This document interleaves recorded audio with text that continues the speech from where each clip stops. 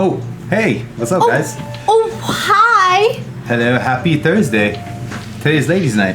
That's why Miyu is back. Ah. You know, Thursday is ladies' night. In New York City, at least. Why? I don't know how it is around the world. In like Malaysian bars, is there like ladies' night? Maybe. Maybe you don't go to bars in Malaysia. Hi guys, what's up? Sith Pretender Minister Evil Lord with his new name because it says first time chat from viewer. What do we got? Hi. Got Nicholas Infante.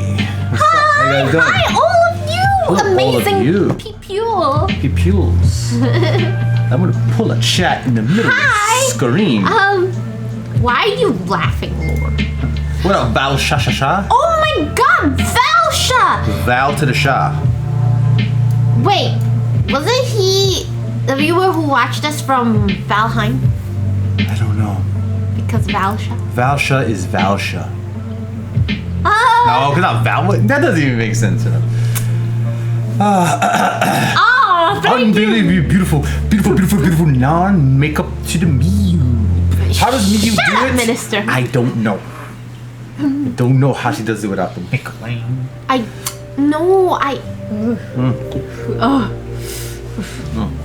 Making me so shy.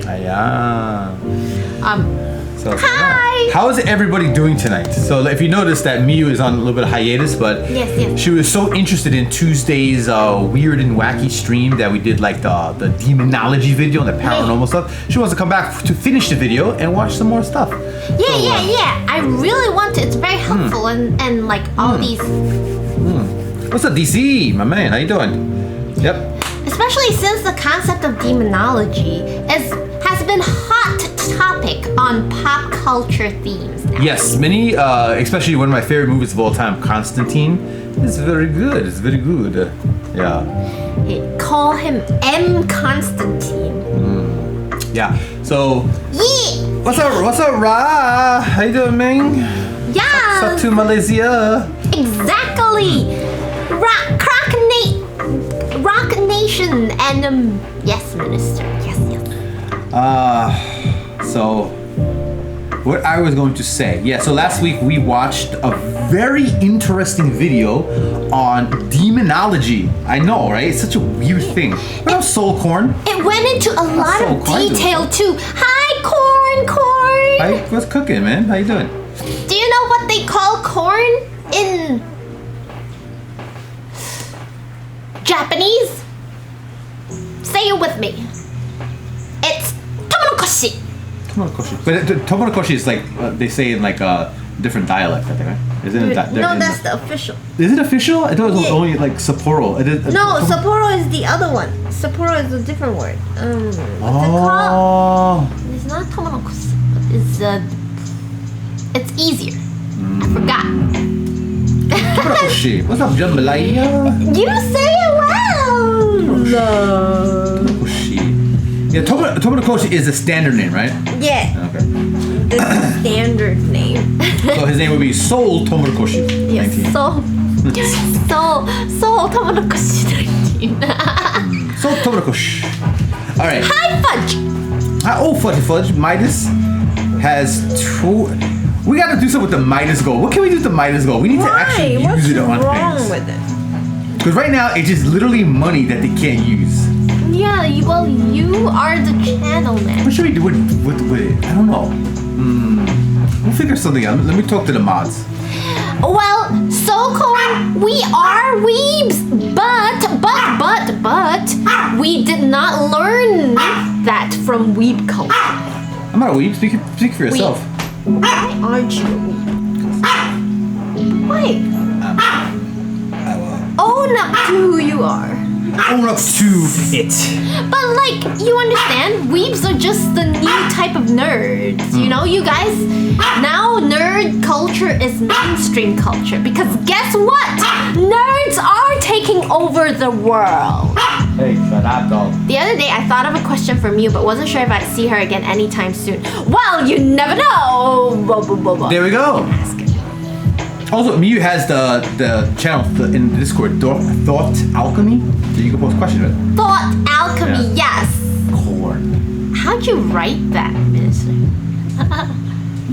If you know the term weeb, you are. That is kind of true. That is true. Yeah, I'm a weeb, guys. I am a weeb. You've been to so many cons, you have to be a weeb. Oh shit, Minister, they blocked the word thought. Isn't that weird? Really? I allow it though. You can say thought on my stream. Thought. That's weird. They actually blocked the word thought. Auto mod. That's weird. Wow. Well, no thought shaming. Thought is Thought. I think it was when she wrote the crystal ribbon. Was it always meant to be the crystal ribbon, or was it a story you spun a different way?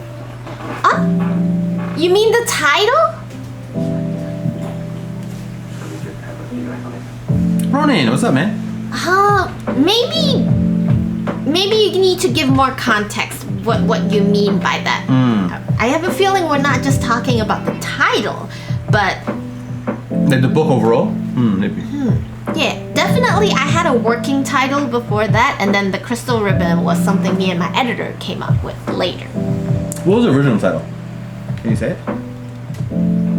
What was that? It would kind of give away the third book. Oh, okay. Because- that. Secrets. Because there are meant to be more books. Whoops. Not supposed to say that. Oh, guys, here we go. Movie deal on the way. We're doing some movie deals. So, you want to get into some content? What content? Today, the demonology. Yes. So today we will be watching a video on specifics of demonology. This presenter is kind of like a learned expert. He's an expert. He's still pretty much, the channel's very nice. Legit or not, we will never know. Yeah. But Very he interesting. knows his shit. Yeah, he knows his stuff. So, this past Tuesday rather, we decided to start doing like things once a week, a little bit spooky, paranormal kind of videos. We want to watch like if ghosts are real or not. We want everybody's opinion on things, and we got to the topic of demonology, which is 0 to 60. Went really fast from ghosts to demons. It's very fast, right? So, we got some really good YouTube video by this really smart individual called Mr. Mythos, and you guys should check his channel out. It's Pretty very knowledgeable on the subject of demonology. We started with it. We learned a lot about demons, how some demons are fallen angels. Does he cover across all religions or religion? But this one's like more focused Christianity stuff. No, Magic Movies. It's really not that scary. It's more like interesting. I think you'll like it. Yeah. No. It's more like a documentary than than a story. Yeah. It's facts. Well, facts that are facts on fiction, almost. Well, Does if he- you believe demons. Does he cover the whole Ars Gosia? I don't know yet. Oh, Not sure. And I'm not too sure what that is, but Minister sound like he knows. Minister Evil. Let me find out you're a demonologist. Ha! Because Minister Evil. Oh, wait a second. Hold on. We're having something now. But like, Hello, Andrew. I have a question for y'all. Do you guys believe in demons? Who does and who doesn't? And can you like give us like what's too much for you, and if you believe like Yeah. what's too much for you? Oh, jambalaya. You know what it is? We are open to everything. Disbelief, belief, whatever. This is kind of like a fun session to throw around like things. Like is ghosts real? Are they not? It's kind of like an open forum. Like I want to keep it like this. Like I don't want to make like a day where like guys, ghosts are real. No. Trust me. It's not. I want definitely- like an open forum. Yeah. So it's kind of fun. Everyone's entitled to their beliefs. I'm just curious. I don't look down on people who believe it. I neither look up to people who don't, or I don't identify with either. I am just saying we are always happy to be proven wrong. Yes. Yeah. Yes, proven wrong. But this is just fodder for inspiration for my writing. and everything. So it's Yeah. kind of fun to look at. Because I'm kind of dabbling in urban fantasy now, and like demons are becoming like a hot topic in fantasy. I'm really into, as I said, I'm not a believer per se, but I'm really into the idea of UFOs, paranormal, things like that. So I kind of want to get into this. Maybe once a week we do a kind of a thing. I think it'll spark a nice debate. Not debate. I don't want to say debate. Discussion for everybody. It's kind of fun. Yeah. So we watched about a few of the video, like how long was it? Like about 30 minutes of the video. It's about an hour-long video, and he just was talking about different types of demons, the hierarchy in hell, and blah blah blah. Now he's on to the meaty, juicy parts, right? Which is the possession. So, which is mostly in mainstream media. Like every jambalaya. Yeah, every demon movie we see, right? It's always about something with possession, right? Everything is like, oh, I got possessed by a demon, blah blah blah, right? So this is the part where he's gonna explain the demon possessing a living human. He said this is the meat of the presentation. Wow, Andrew, you saw a ghost. I have never seen a ghost in my life. Never. Yeah, let me see. I don't play with the exorcism stuff. It's probably because I'm Catholic. Oh, really? So I went to Catholic school when I was younger. So I was Christian, staunch Christian, for more than 20 years of my life. So you know, I have reverence for religion. Yeah. I do. Yeah. It's just I've moved beyond the need for a religion. I advanced.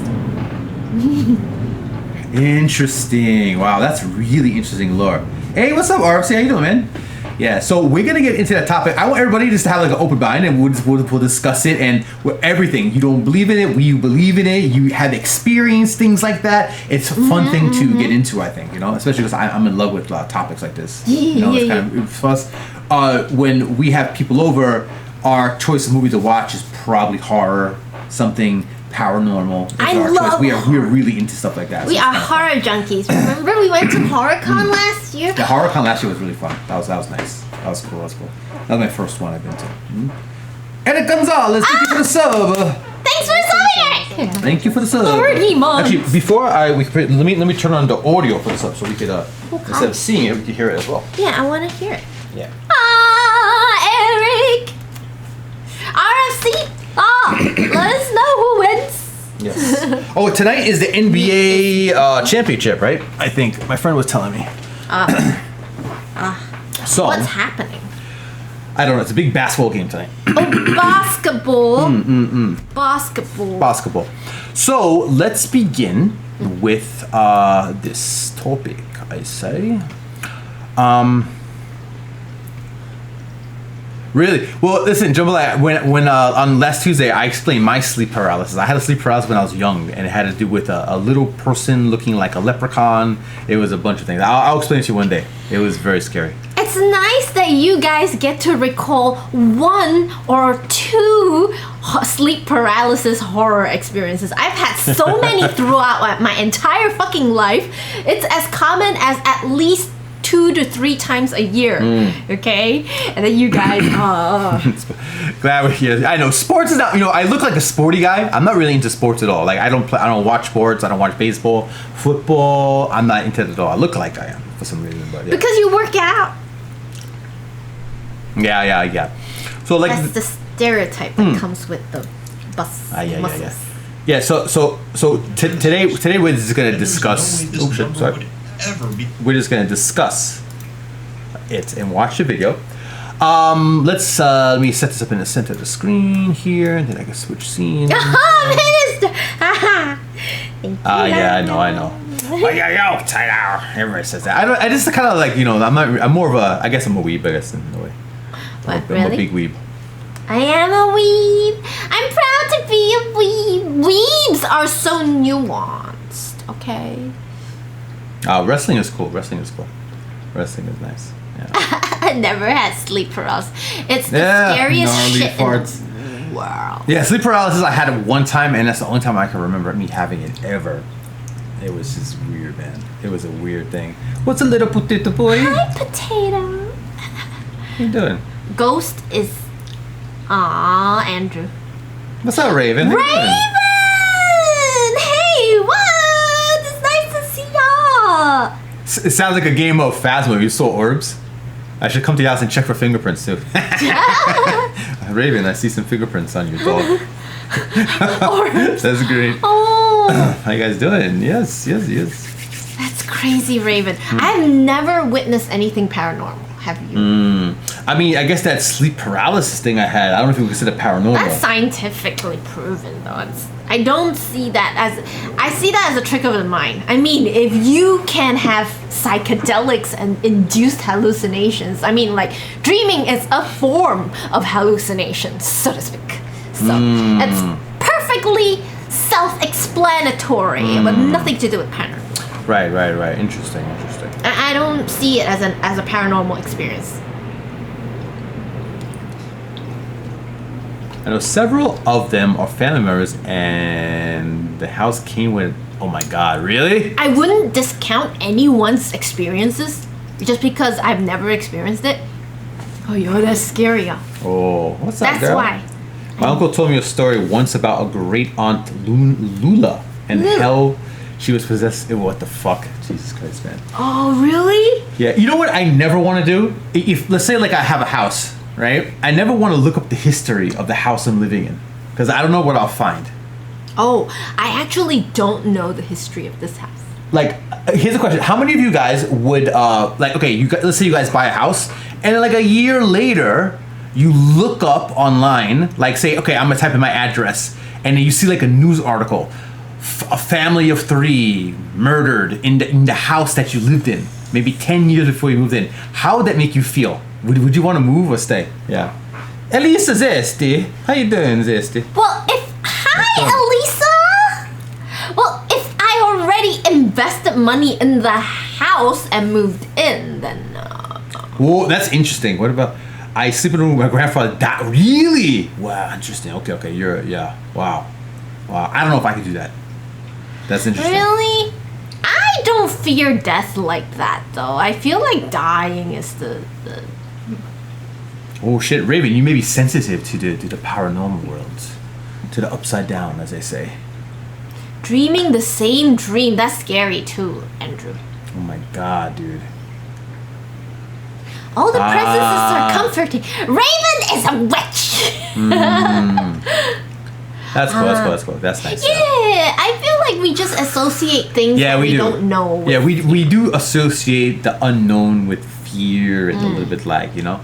Yeah, so... I feel like as long as you respect, probably you won't invite much trouble. True. I think so too. Yeah. So at this current point in time, I've never experienced too much Me too. paranormal stuff. I have never experienced anything paranormal. No. I am still easily spooked though, because I'm very open, and I like to be scared. But I like to be scared too in movies. Yeah, I'm with that. That's fine. Yeah. What is it, Valsha?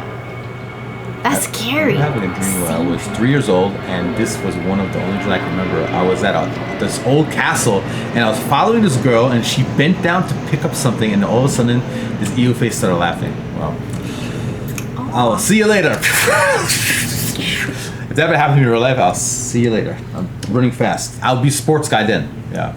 What up, Will? How you doing? How dare you call me a youngster? Hello, Will. Yeah. Okay. So are you ready to get started? Yeah. Let's ready. begin the video. So like I said, this gentleman explaining is Mr. Mythos. He has a YouTube channel which is very interesting. One of the first videos I found on his channel is Hollow Earth Theory, where there's a civilization in the center of the Earth. But that's another time and another place we could talk about that. His channel is full of stuff, really good stuff, really good content creator. I like to give them credit before we watch the videos on our channel. So make sure you go check out Mr. Mythos and subscribe to him. Why not? I did. It's fun. Oh, you did. Yeah. All right, I'm gonna open up the screen. Let's go in, and he's at the part, guys. We watched half of this video already. The summary is basically demons, the hierarchy in hell, how many there are. There's 666, 666, it goes whatever. And then, anything we missed? He first started before the ranks. He went into like history and its relevance in cultures and all that. Like different cultures. Yeah. It's more or less some. Yeah, pretty crazy. Okay. What's that? Raven said it's funny, and I never got to talk about this with anyone outside the family without being looked at funny. But I know my grandfather's around because he always smelled like pipe tobacco, and it smells like that for no reason. Wow. My grandmother smells like lilac. She was always wow. Holy shit, man. That's crazy. I agree, Doomslayer. Oh, how you doing, Astro Goat? I love the name, man. I love the name. I used to sleep at my grandmother's house a lot when I was young. We slept in the same bed, and at night we used to experience some shit. Oh, I want to get into that. Like, wow. What? That's crazy. It's about failing the last. Jesus. Oh, okay. Well, that's not too bad. That's not paranormal, Balsha. I'm pretty sure you passed anyways. Or you're going to pass. That's pretty scary. Yeah, that is scary to some people. All right, let me switch scenes. I'm gonna put it. What is that? Paranormal. Blah blah blah. There we go. Nice. That's a big beard this guy has. Yes, he has a very big beard. So, let's begin, guys. Let me fix the volume a bit. Yes. I'm excited to start. All these are like very good information for me. So like I said, this guy's name is Mr. Mythos. Check it out. About this for a second. If demons can create offspring with human women, as we've seen in the book of Genesis, then there's no way this number would ever be constant. I suggest we leave it to the experts to He's talking about how demons procreate in hell. The 660 legions and... to move on to the Like the succubus would have sex with men and the incubus. Oh yes, before we begin, that's an interesting one that kind of... So, a succubus is what, guys? A female... Demon that collects sperm. Collects stuff from men to make more. To inseminate, right? A human But the succubus is pretending to be a female. Right? Kwan, how you doing? The ultimate trap. The original trap. But like the demon is not male or female. It can just transform into a male or a female. Yes, that is true. A non-gendered demon. Yeah. So it's like no gender. So it makes himself appear as a woman to a guy to collect the sperm, and then they inseminate a human woman by becoming an incubus and then inseminating the women, and that's how they give birth to the demon. So it goes through the demon, although the sperm and the ovum comes from humans, but it went through the demon, so somehow so they can shapeshift more or less. Yes, they can appear. Yeah, demon have no gender. Okay, ready? Here we go. A demon and what that might actually look like in practice. There we go. Summoning and command, guys. Get ready. When someone talks about summoning a demon, they're referring to Solomonic magic, which is derived from a number of ancient grimoires, which are said to date all the way back to the reign of King Solomon, a biblical king and the builder of the first temple in Jerusalem. I learned all this. Beyond being an extremely important historical monarch who ruled from the year 970 BC to 931. According to a vast number of legends, Solomon was also one of the most powerful magicians and exorcists to ever live. Magicians! Perhaps the very first text on demonology was the Testament of Solomon, which is believed by many occultists to have been written by King Solomon himself. Doomsday, that's true. Though this is debated, and the Testament of Solomon is not considered canonical scripture.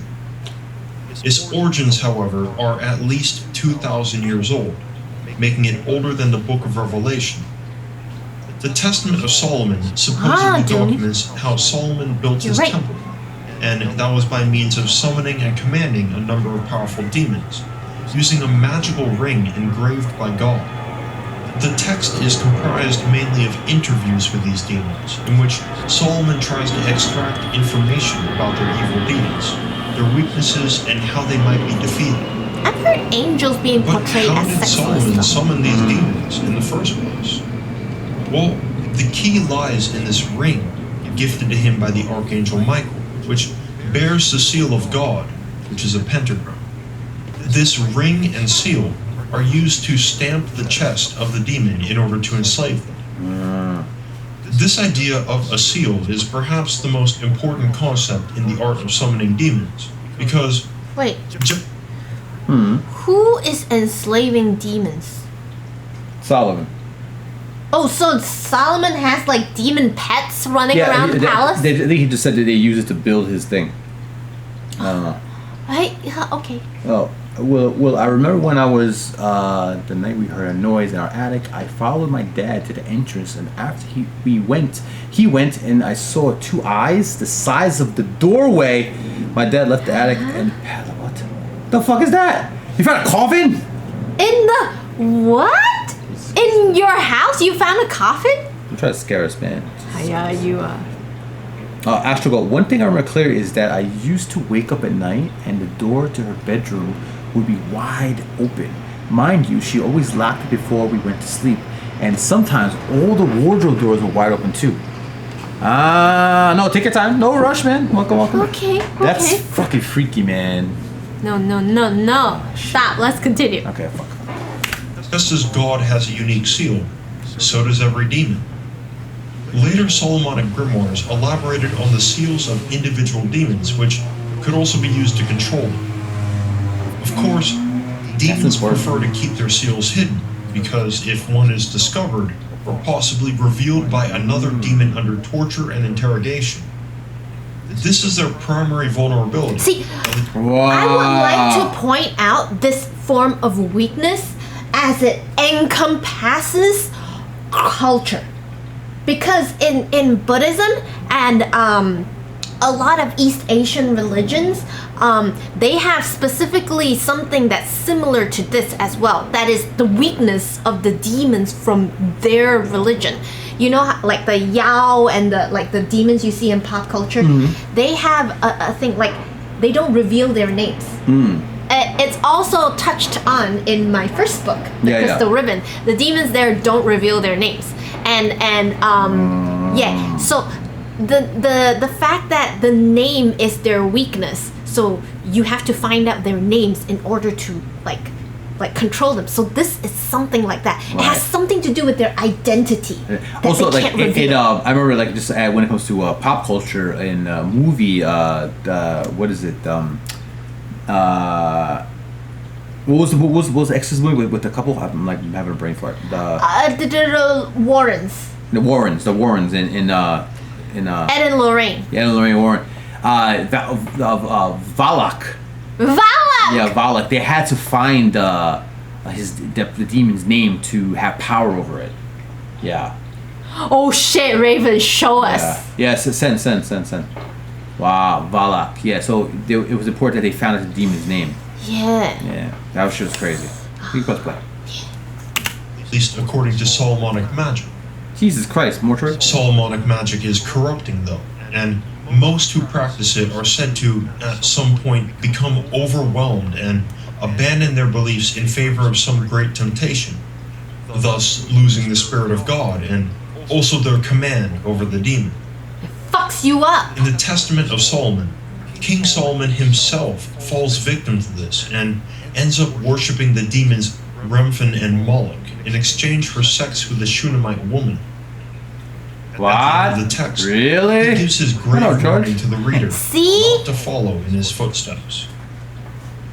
So, with that being said, we're about to learn You what need actually goes the into summoning strength and of controlling a mind demon. to fight with demons. And I Strength of strongly mind. recommend that you do not actually try these techniques. Yeah, don't, guys. As they are from real grimoires, and I'm only relaying this information for the sake of being Guys, official statement. Alchemy at twitch.tv/alchemy is not responsible for your demonic possession and or ruining of your beliefs and blah blah blah. Do not hold us responsible. Mods, clip that. Thank you. obsessively complete in our investigation. It's not gonna happen. Demonology. Do not conjure demons at home. Our chat is better than Demon summoning is considered high magic. high magic and very powerful. Low magic. Thank you, Raven. can be thought I'll of check it as after we simple know this. witchcraft, Oh, it's such as interesting. hexing someone you don't like. On the other hand, high magic is extremely intensive and exhausting, and it takes a serious toll on the practitioner. But this is what summoning a demon requires, if not external sacrifices as well. Bro. To begin, there are two ways to summon a spirit, whether it be a demon, an angel, or some other supernatural entity. The first is evocation, which is when one calls upon the What up, name Tech of the Razor? entity. Invoke their names. In the case of demons, though, typically they would be evoked in the name of God. The second method is conjuration, which uses magical spells to form a sort of pact with the demon. The word conjure in Latin literally translates to swear together. In either case, the summoner would be using a variety of wands, incense, and daggers to complete the ritual. And below them, they would draw magical Solomonic diagrams. Why either is on the this ground part of or on Christianity? parchment. It's a Finally, weird part of the it. seal It's of a the weird part demon of it. is what's required to complete this dialogue. It's like they want to incorporate witchcraft. Now, why Would anyone want to summon a demon? Good. Why indeed? In King Solomon's case, he enslaved them to help build his temple. And this is true in many other instances where the summoner wants a demon to serve them in some way. He wants demons to build his temple? For evil. Others might summon a demon in order to ask a favor, usually related to whatever power the demon is associated with, or to educate oneself in the body of knowledge that the demon specializes in. Can I, educate people about what Asians do with demon summoning? You talk. I'm gonna grab a little bit of a snack, right? So, demon summoning is not a new concept, right? Like, as you can see here, like summoning demons. I didn't know it was as much a part of Western culture as it was, like, maybe this part of Christianity was more suppressed or seen as part of the occult, didn't really fit in cleanly with enough with what, you know, mainstream Christianity like wants to build. So because I was Christian for a long time and we were not privy to stuff like this. We were not privy to knowledge like this. Maybe the higher ups know, but like they certainly don't teach this, and it's like not seen as relevant to us at all. So like but in Asian culture and a lot of East Asian religious beliefs, the control of demons is, and the usage of demonic skills is very commonplace, especially among people who has shamanistic practices, like very, very old, like type of magic or curses, like just like voodoo, like the magic that's involved in Native American like kind of magic, like old magic. So Southeast Asia, we have it too, and then they use we have practices that is akin to voodoo, like you use the demons to curse others, like your enemies, like make bad shit happen to your enemies, or like if you want kids, they will bless you with a kid, but then they want to take something from you too, and then like it's all sort of like crazy shit, and like people use it to gain fortune, a very, very popular thing among Chinese people, like the demons that will grant you wealth and fortune. You know how Chinese love the 恭喜发财 everything? Yeah, we love the money. So like a lot of practices a lot of Chinese or like Southeast Asian practices involve worshipping or summoning demons to grant you wealth. That's a very common thing, very common practice. Or using demons to mess up your enemies' lives. It's very common. That's pretty funny. If a demon could do some of my daily admin work, I would be blessed. Yeah. You could definitely do that, but I wouldn't be advised to do that. Basically, all this was faith. Then it made it all the way to Europe and Vatican up to called alchemy. Says, a demon worship pastime. Hey, alchemy is, for 3 centuries they went after anyone who used even physics and biology. Yeah, well, because alchemy is the predecessor of science. Christianity doesn't exactly shout from the rooftops about demons. Yeah, true. Exactly. Raven put it exactly right. You're a Christian too? My whole family's Christian from Malaysia. Franciscan monk. I like money too, Rona. Document the magic practices. Vatican burned him at the stake, and to this day they haven't apologized for what they did to.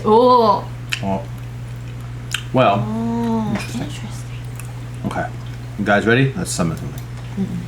More than that, there was actually a religious order of Roman Catholic theologians and clerics in the late 1400s, known as the Carmelites, and they were involved in a massive scandal for being publicly open about their demon summoning practices, which they called non-heretical.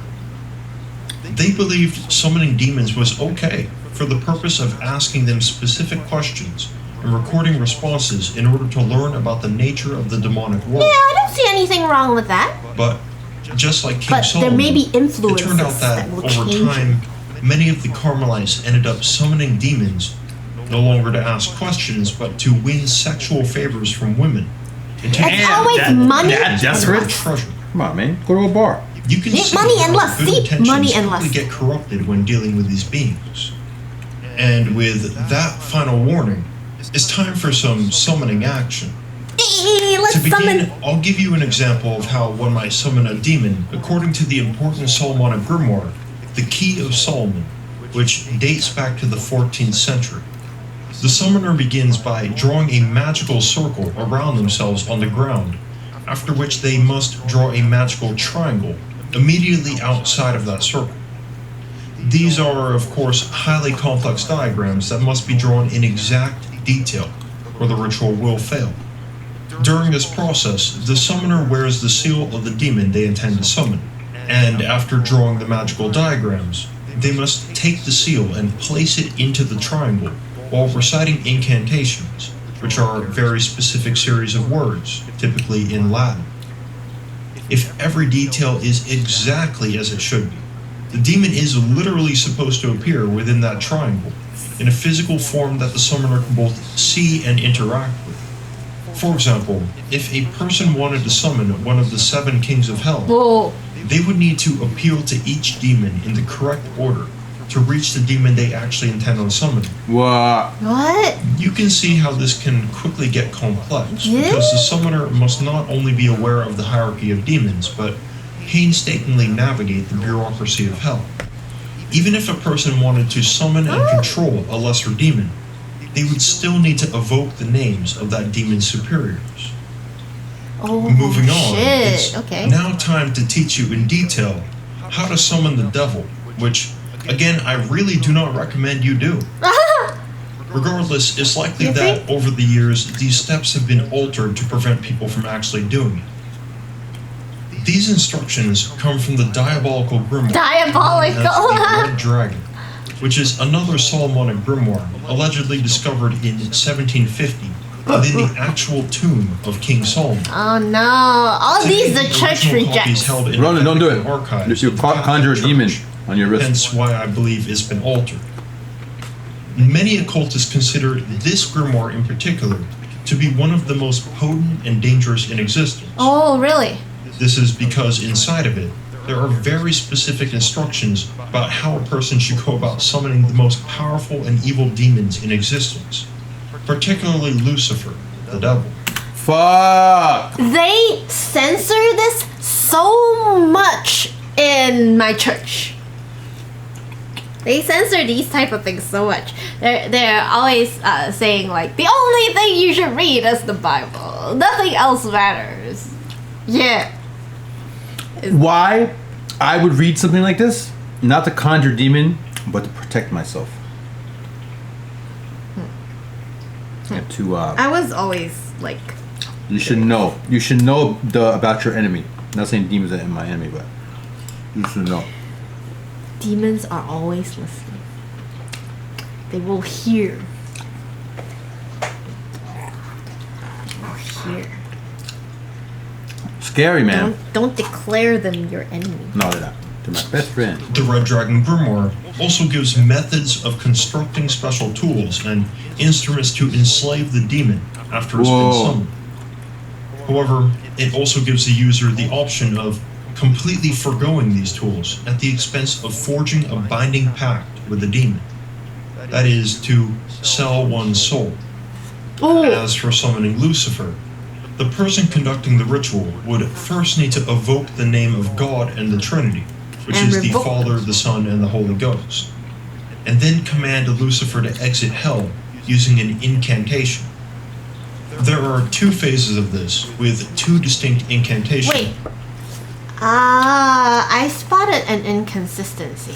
Okay. So this was allegedly written by Solomon, right? I don't know. They said it's like they found that in Solomon's tomb and Okay. whatnot, right? So Solomon was a king before Christ. Before Christ. He existed before Christ. So at that time, what they were practicing, what they believed in was essentially Judaism.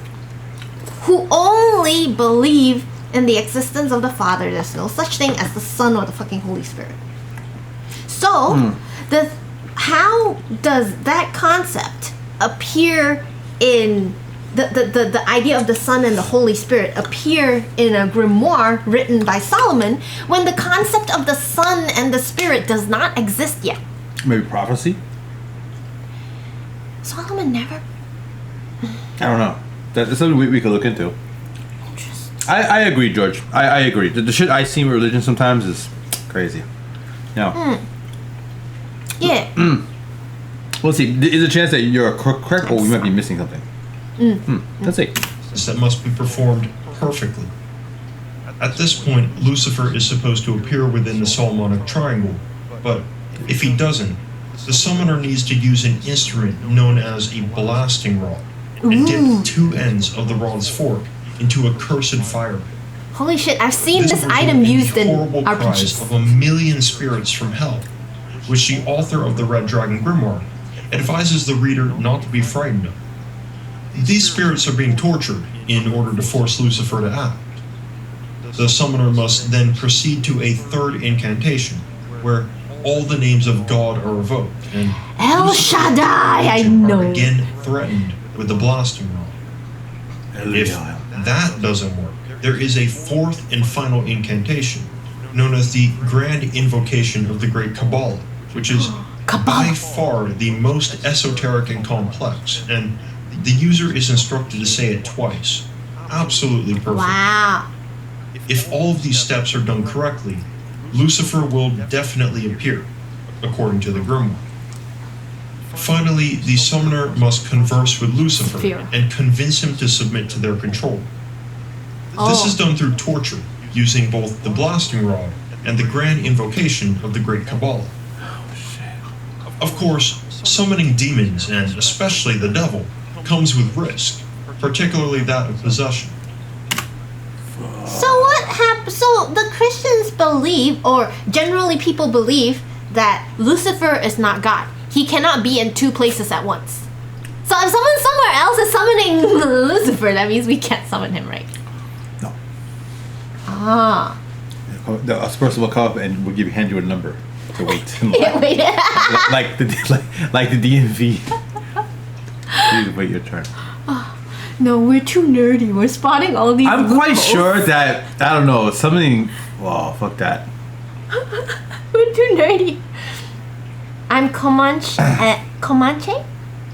How do you say that? I'm gonna sound. Oh, Comanche in Irish, right? Yeah. And I was interested. Yeah. Interesting, Dalius. Mmm.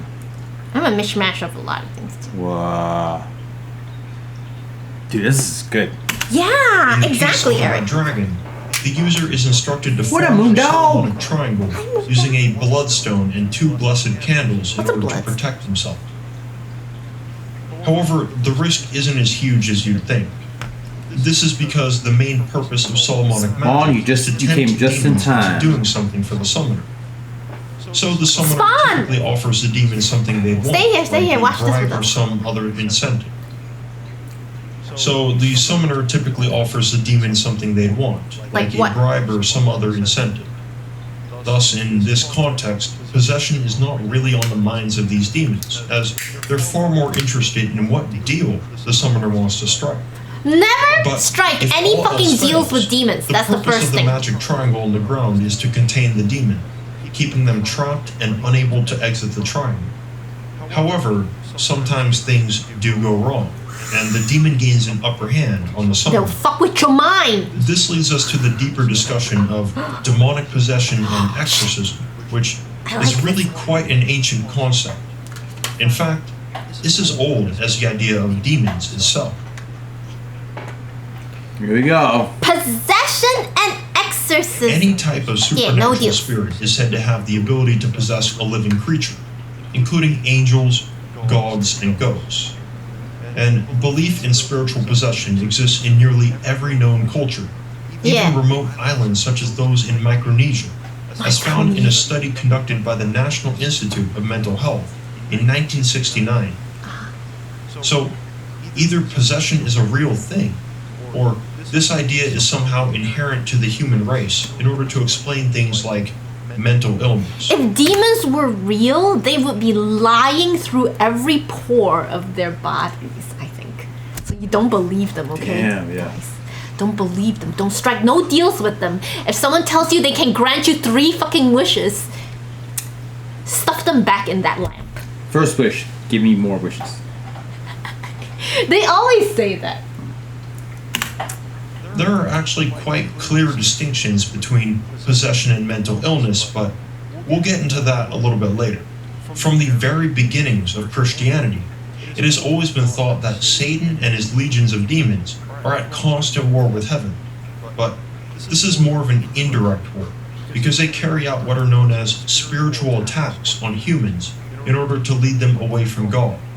This includes temptation and misfortune, but the most powerful of these tactics is undoubtedly possession. Early Christian writers defined 3 stages of possession. It began with a spiritual vulnerability, which serves as an entry point for the demon. In the victim, this vulnerability could be a lapse in judgment or an unethical choice. After a vulnerability is identified, the demon then attempts to invade the person, and for one reason or another, the victim voluntarily gives up all control to the invader. This leads to the final stage, which is called perfect possession, and at this point, the demon can only be driven out through an exorcism. Yeah, that's from the movie. Power of rice compels exorcism evolved dramatically over the 2,000 or so years of Christianity's existence, particularly in the Catholic Church, where demonology continues to be a living field of study. Yeah. But before we get into modern methods of identifying and ending a possession, let's take a look at some of the oldest documented Evil is such a good instances of TV demonic series, too. possession, which are found in the Bible. Evil, remember? Beginning Oh yeah, in that was the pretty Old good. Testament, That's a good show. there are only 2 clear cases of a demon possessing someone, and the first revolves around King Saul. The first book of Samuel describes King Saul being Smart, tormented Eric. by an evil spirit, which is only exorcised after David plays a harp for him. The second case regards the false prophets that King Ahab relied on in the first book of Kings. These false prophets are described as being empowered by a deceiving spirit. Finally, some theorize that the necromancers mentioned in the book of Leviticus are also possessed, as in some translations, chapter 20, verse 27 states that a spirit is within them. Moving on to the New Testament, there are many instances where Jesus Christ exorcised demons out of a person. In fact, this particular power of his was supposed to be evidence of him being the foretold Messiah of Israel, as prophesied by Isaiah. Yeah. In these instances, it's made very clear that all demons respond and submit to the authority of Jesus. And this is a vital concept, because in summoning, controlling, and exorcising demons, the practitioner is pretty much always required to evoke the name of God, Jesus, the Trinity, or all of them in sequence. As a side note, I previously mentioned that in early Christianity, it was believed that a person needed to voluntarily give up control in order to be possessed. This idea may have come from the story of Judas Iscariot in the Gospel of John. Judas, one of the original 12 apostles of I know Christ, his story. intentionally set out to agree with the devil's every suggestion in order to betray Jesus. And by doing so, he became completely possessed. George, that sounds interesting. Oh, See if you can really? find out. I'll check it Jumping out. forward in time, What up, Sam? our most Turn to developed demonology and understanding possession. of both Hi, possession Sam. and exorcism comes from the demonological studies conducted by the Catholic Church, which has a fleet of officially sanctioned exorcists who they send out to perform exorcisms across the world, year-round. According to the Church, there are 6 types of what they call extraordinary demonic activity. Extraordinary. The first is obsession, where a demon causes a person to become suddenly overwhelmed with obsessive and irrational thoughts, typically resulting in violent behavior towards oneself or others. Sounds The like a second mental is condition. oppression, where there is no show involuntary this girl. action or loss of consciousness, but a person is continually tormented by demons through a series of terrible misfortunes in their health, wealth, family, And a business, particularly etc. unlucky person The in life third is suffering, possessed. where demons cause physical pain, external cuts, and other injuries. This is associated with particularly powerful demons, the ones capable of fully possessing a person if nothing is done.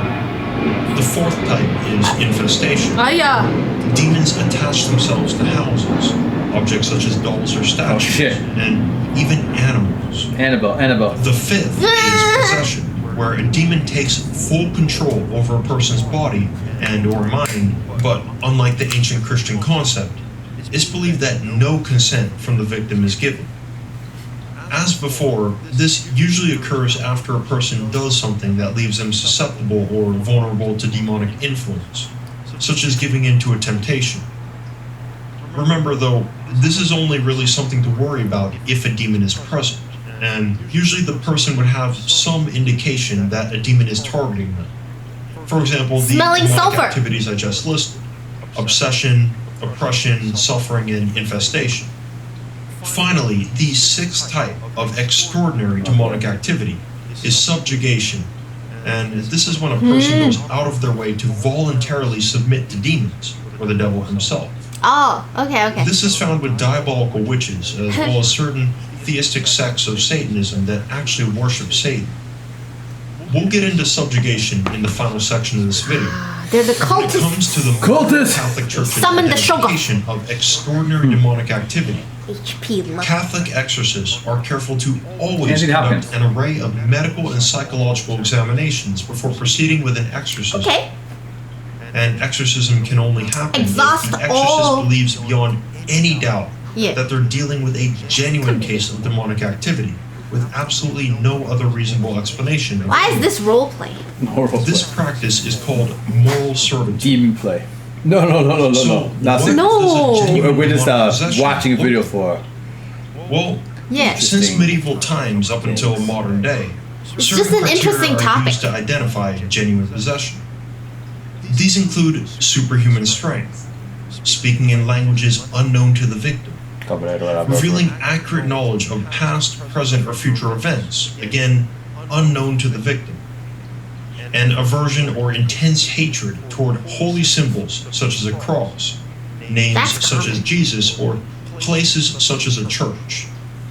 Then there are unnatural body contortion, Praise a be. cold fear balloon that Praise seems be to fall on the indeed. victim, levitation of objects, and finally a change in their voice that is strikingly guttural, ancient, and unhuman.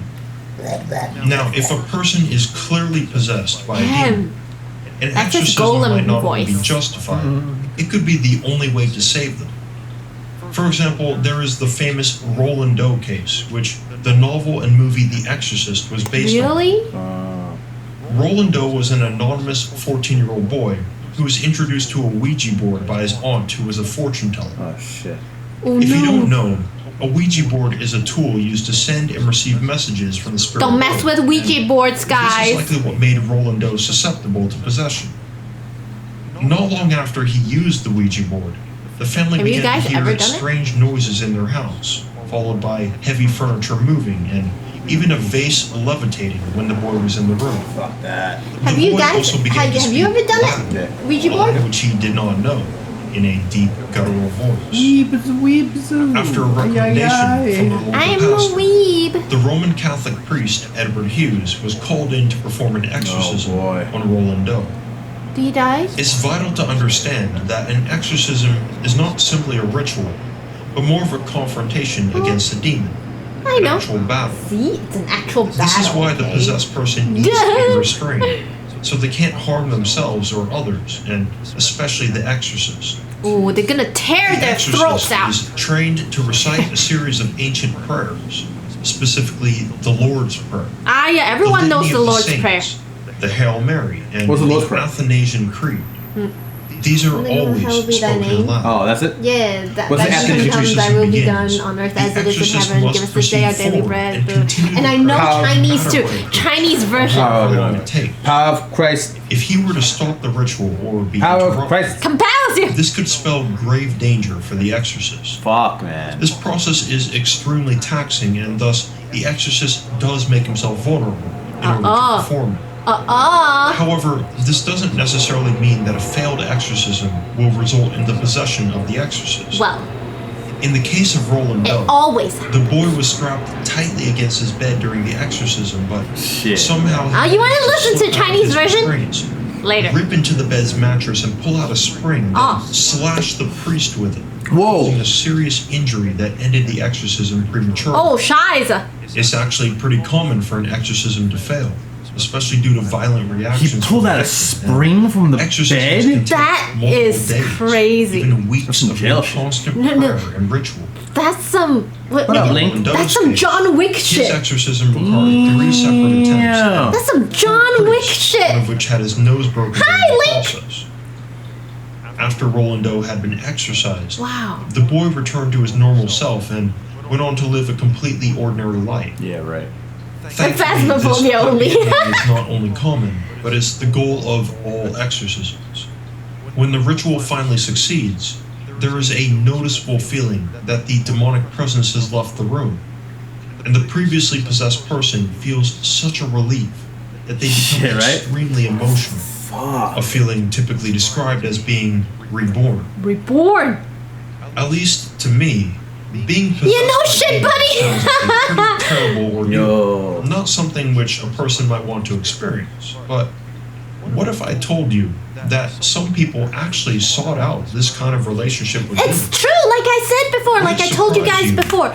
It is so common, especially among Eastern religions, that they, like, demons are part of the religion, and they're not essentially seen as a negative part of religion. To them, it's just the yin to the yang, the positive to the negative. Demons exist as a force to balance out the goodness that comes from religion. Because religion is supposed to teach us good, to do good things. It's supposed to create good karma in this world. That's the whole thing about Eastern religions, is to maintain balance. Everything needs to exist on a spectrum, and everything, in order to everything to coexist in harmony, there has to be a yin to a yang. So demons exist to balance out all the goodness that religions create. So that's why they have to be there, and it's not necessarily like bad or good, because religion, like we all know, can be used for bad things Yes. too. Yes. So on the other hand, demons can be used for good or bad, but most people choose to use them for bad because, you know, they don't know better. Dalius, everybody's been telling me about the quarry. I need to check it out. What is it about again? It's like some kind of like. Oh. I gotta check it out. Yeah. I think Uni's playing the quarry too. Protect my video game. Okay, Eric. I won't let you get to your video games. Okay, you won't. You won't trash it.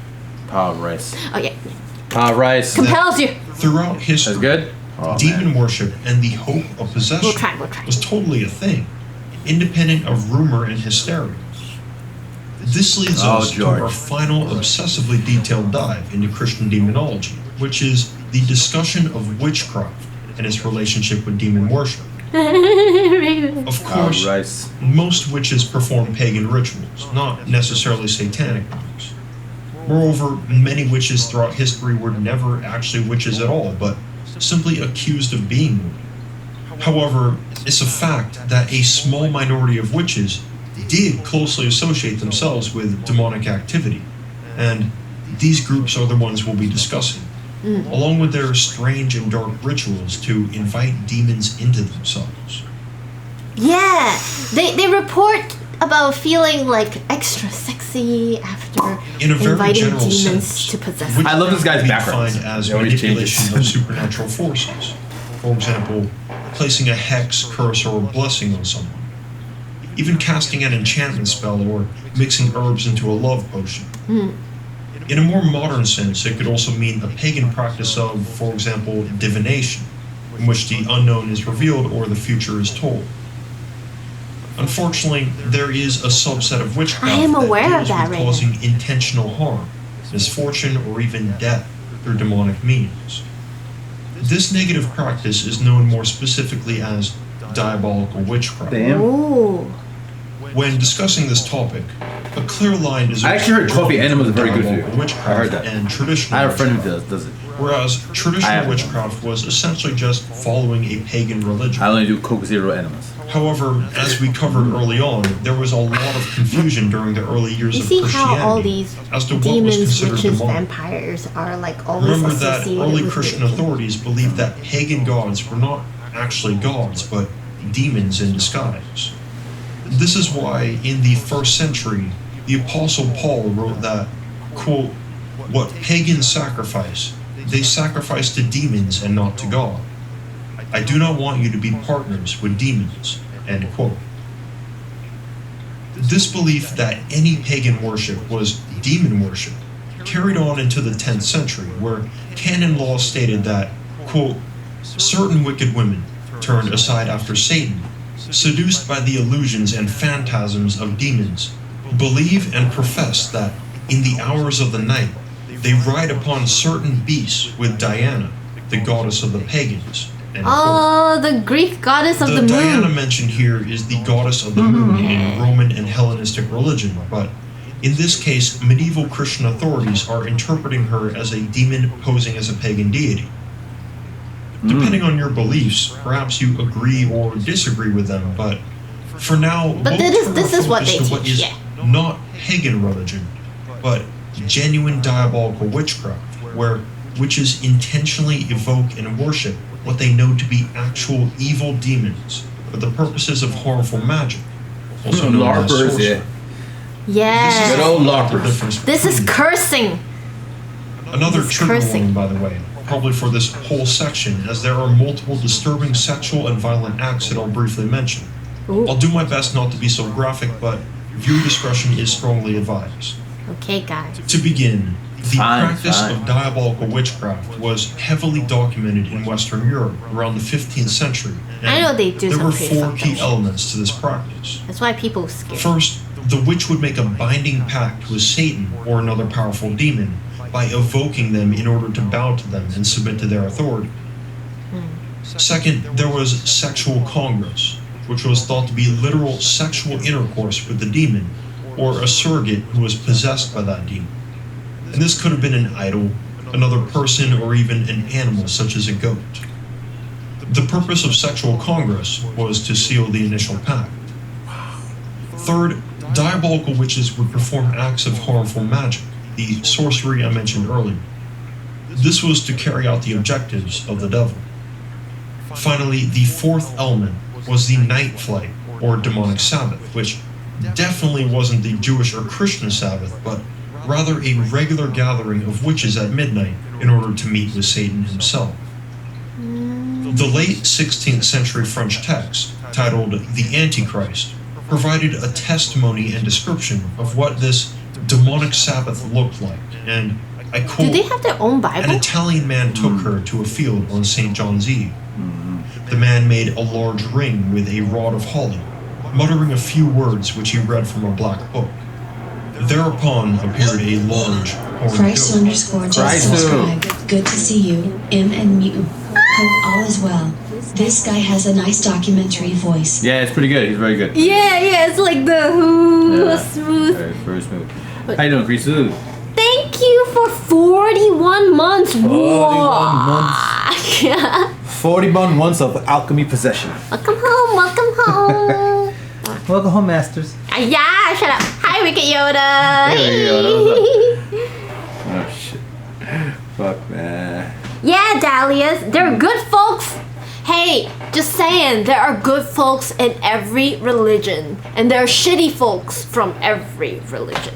Okay. Cats ate my face. That's a good question. So the content of this channel, usually it's me and Miyu streaming, but Miyu is a published book author. So she has taken a small hiatus to write her book.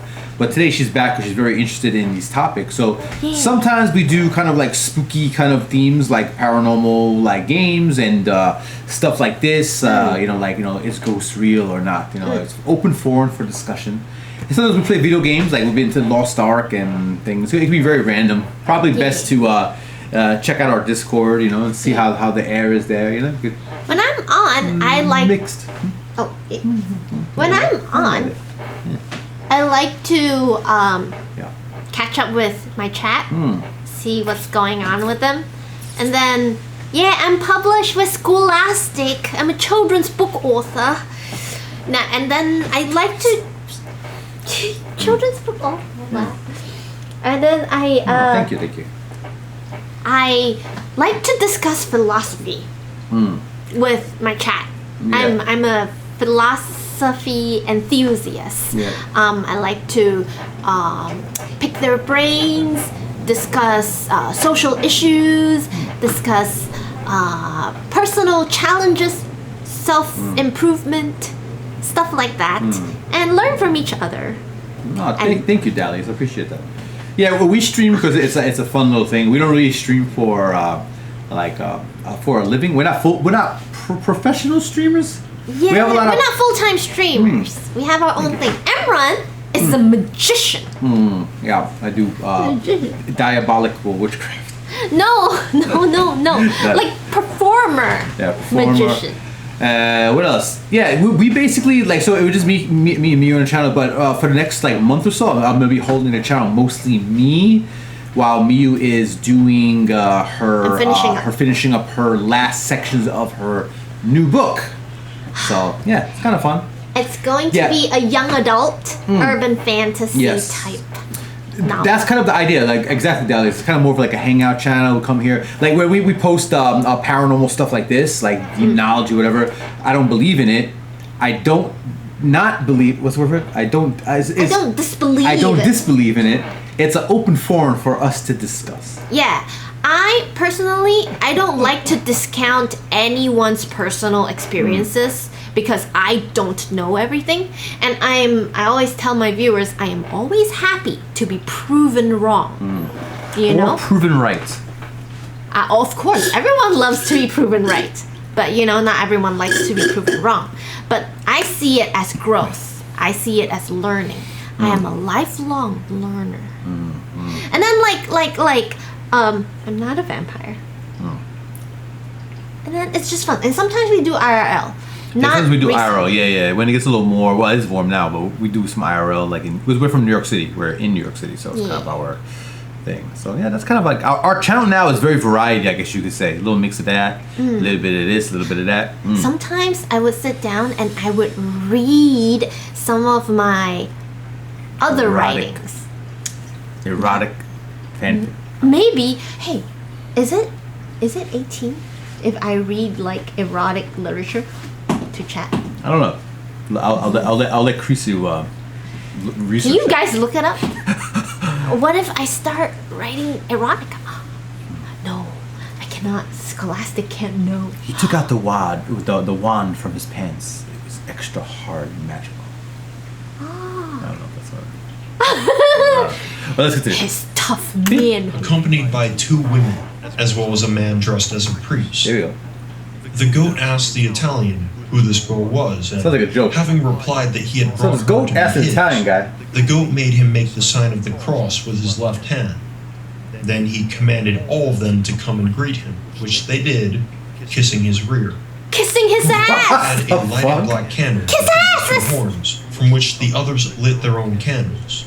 It lit their The own goat took asses. the woman aside, laid her in the woods, and carnally knew her, That means which fucked he her. took an extreme displeasure, suffered much pain, and felt He his seed fucked her. as cold as ice. What? Oh! Beyond Cold sperm! Oh, that's the Well, maybe in a metaphysical sense.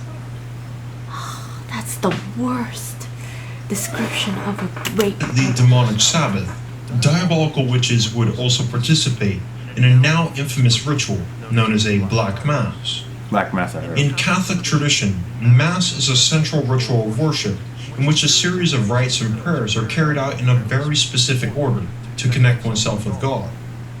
On the contrary, a black mass is essentially a parody, where all the chants of mass are said in reverse and everything is opposite, including an inverted crucifix Oh, on the that's altar. where they got it from. The origins of Oh. this parody practice go all the way back to the 8th century, with one of the first major groups accused of worshipping Satan, known as the Armenian Paulicians. The local church leader, John of Ogin, declared the Paulicians to be sons of Satan after witnessing them gathering at night to perform a black mass, and in particular, a blasphemous version of the Eucharist. In Catholic Mass, the Eucharist is a ceremony where wine is consumed. And in the case of the Paulicians, they allegedly drank infant blood. Oh, instead. shizzle. Many rumors surround the Black Mass, so it's not entirely clear what's fact and what's exaggeration, or even simply This is made so up. interesting. However, there was a real group in the 13th century known as the Luciferians, which more than half a dozen credible sources, including the Luciferians themselves, have pretty much confirmed without a doubt their rituals of devil and demon worship.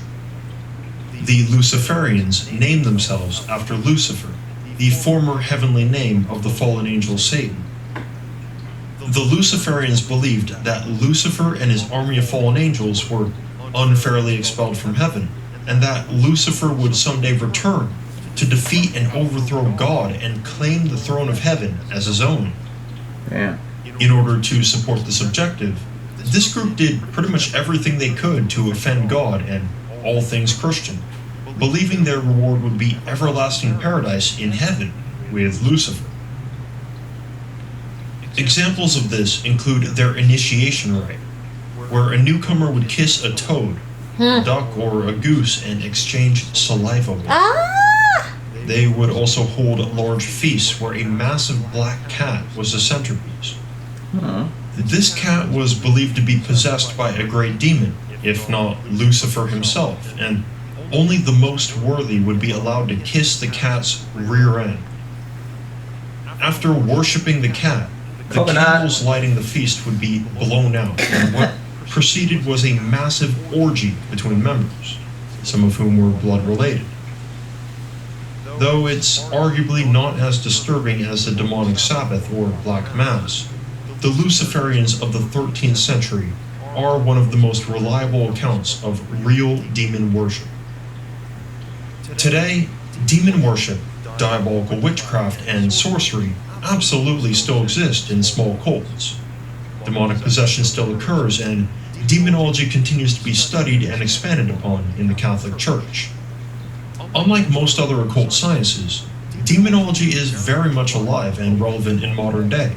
You can check out my video, The Curse of Led Zeppelin, for a more modern take on sealing a deal with the devil. Well, Oh, I But should for look now, that up. We've covered incredible ground. I need We to learned look about that the origins of Christian demonology, what demons actually are, and what kind of powers they possess, how they're categorized, how to evoke, how to exercise, and even how to worship. By watching this video in its entirety, I hereby grant you the title of Amateur Demonologist. yes, finally. Don't go out summoning, or I might have to call. No, the I just professionals. need it for, By the way, inspiration. I write. would love to cover more on demonology, especially from the It's perspective part of of my Zoroastrianism, Judaism, author and Islam, researches. as well as the religions of the East like Shinto, Buddhism, and Hinduism. Yes, So, please! please, let me know Yes, if you want more on please! this subject. Because that's exactly what One my love to first my book patrons for supporting my work. had, If you too. want to support, there's a link in the description. Yeah. I'm Mr. Mythos. Thank you, guys are Mr. awesome. Mythos. I'll see you in the next one. That was Peace. some very, very good education you gave us. Language of Angel. This it has a lot of stuff. Very good fodder. I definitely want to see The Curse of Led Zeppelin. Wow. Who is Led Zeppelin? Music group. Back in the. Jimmy Page. I'm gonna add this. It's to 40 minutes. Yeah, I'm gonna add it We to will it. watch this another day. But like, what kind of music did they do? Rock. Rock. Rock music. When were they most active? No, 60s? 80s? No, 70s. In the 70s. Oh. Are they all still alive? What's there? Wait, cats don't know who is Led Zeppelin? Oh. Led Zeppelin. Oh, my puppy video is spooky. I am not from America, thank you. Look at my puppy video. Ah. Yes, the puppy video. The one with the orbs. I'm probably gonna. I'll probably join his Patreon just for later. You join his page. No, I will. Where is the poopy video? Let me see. It's in Discord. Hold up. Much interesting.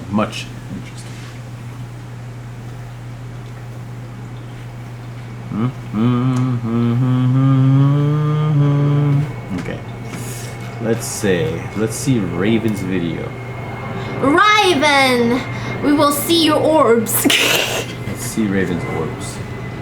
That sounds very inappropriate. Where is it? It's in sports, she said. Okay. Hold on. Oh, I'm scared. It's 12 seconds, literally. Where is it? Oh, little puppies too. Hold on. Make it big. It's so cute! Oops. Let me bring it to the screen. Hold up. Alright, let's watch Raven's orbs. Let's see. Okay, cats, really? Yes, Raven, show us your orbs. Hot tub streams. We did it as a fun. Oh, Crease, thank you! Yeah, Crease found out. Oh, okay. Call it. Thanks. Where are the orbs at?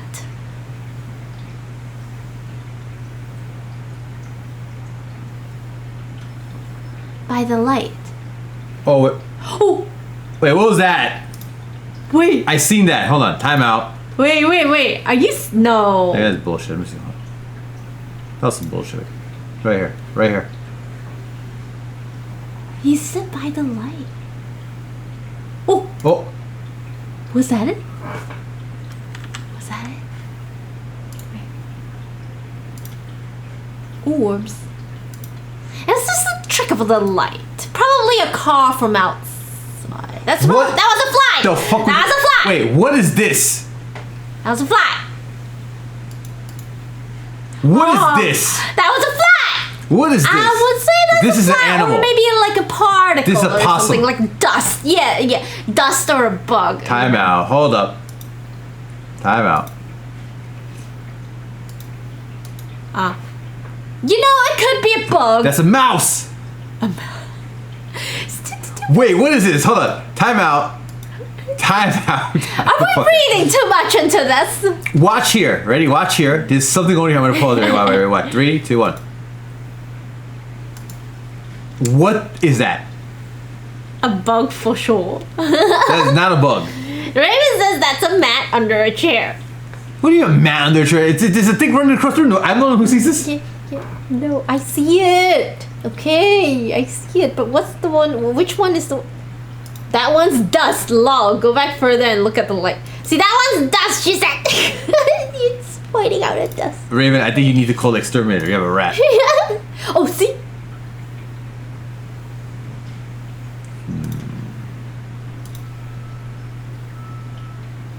I see it there. I do see it there. I feel like it's lights from the outside. But if this was dust here, whatever, this has to be dust here as well. No. It looks like it's bright. It's brighter. And it shouldn't be brighter if it's further. You know? It's the light is the furthest thing. So, like, it's... So Raven, you sent your video to the experts. Well, we'll get to the bottom of this. No! Em, I don't want to spend all night looking at this. On the last time. See, I think it's lights from the outside. Computer enhance image. No. Just kidding. Doesn't do that.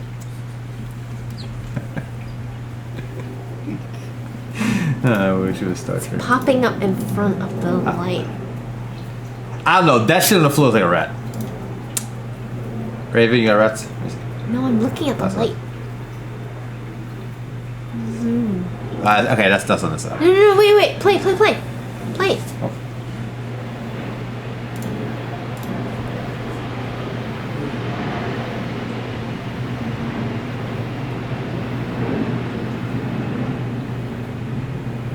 There was like one instance, and then two instance, and then three. The first Your doggy seemed to not have cared, and dogs usually sense these things. I would rule this incident to dust on the lens. On the lens. It is in front of the lampshade. It does look like... Maybe the lampshade reflected it somehow? It does give an appearance of a level 2 specter, but I will have to judge this one dust. Stop. Dust on the lens. See, yeah, it could be dust. Dust. Thank you, Raven, for sharing. That was very good. It could... Quite spooky, and your pups are very cute. That was cute, wiggly pup. The cutest. Okay. Cute, wiggly pup. Regardless, as long as they're not harmful, so don't mess with them. Pirate accountant. What? Jambalaya? Look at everyone tearing the video apart. Jumbo, we will rest assured. Are we ready for Volton yet? What was that? Woo! The bathroom. Ah.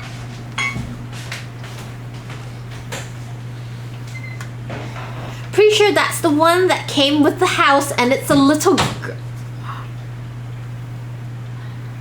That's so sad. Ah, that's so sad.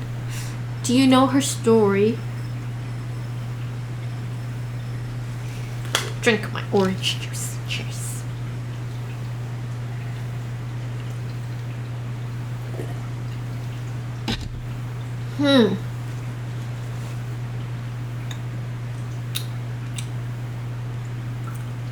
Oh, I just finished watching Miss Marvel. I love it so much. It is so well done. It's just like so many things about it is so good. Especially loved how creatively they showcased, you know, the back and forth texting among the characters. It's very nice. She likes my dogs, it's all I know. She talks to them all the time. First time I heard her, I thought it was my daughter, but she was outside with her grandfather. Oh, Raven, that's scary. Well, little girls do tend to love dogs. Makes sense, as long as she's happy. Aww, that's so sweet. I would be scared, but that's such a sweet thing. It's a hantu! Yes, that hantu is Malaysian language for ghost. That's all it is.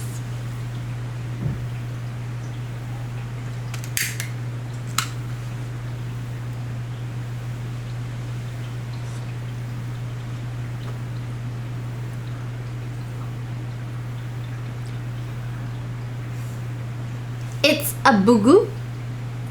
Bugu? Does that mean ghost as well?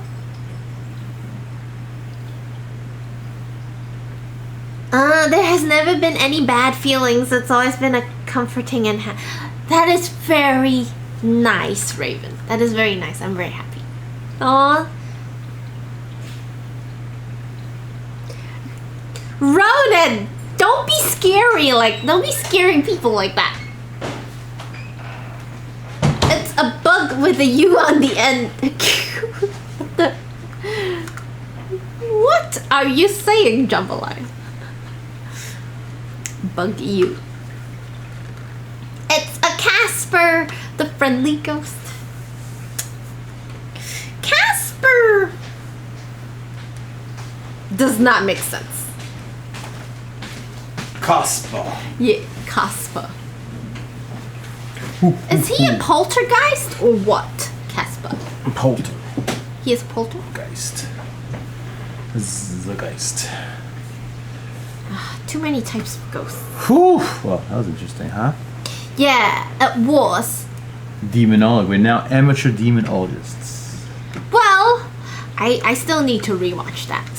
So much juicy details. Yeah, there's a lot of good information. For an author, it's like a treasure trove of info. Thinking. Okay. Because, you know, the most masterful storytellers, they mix fact with fiction. Fact in fiction, you say? Okay.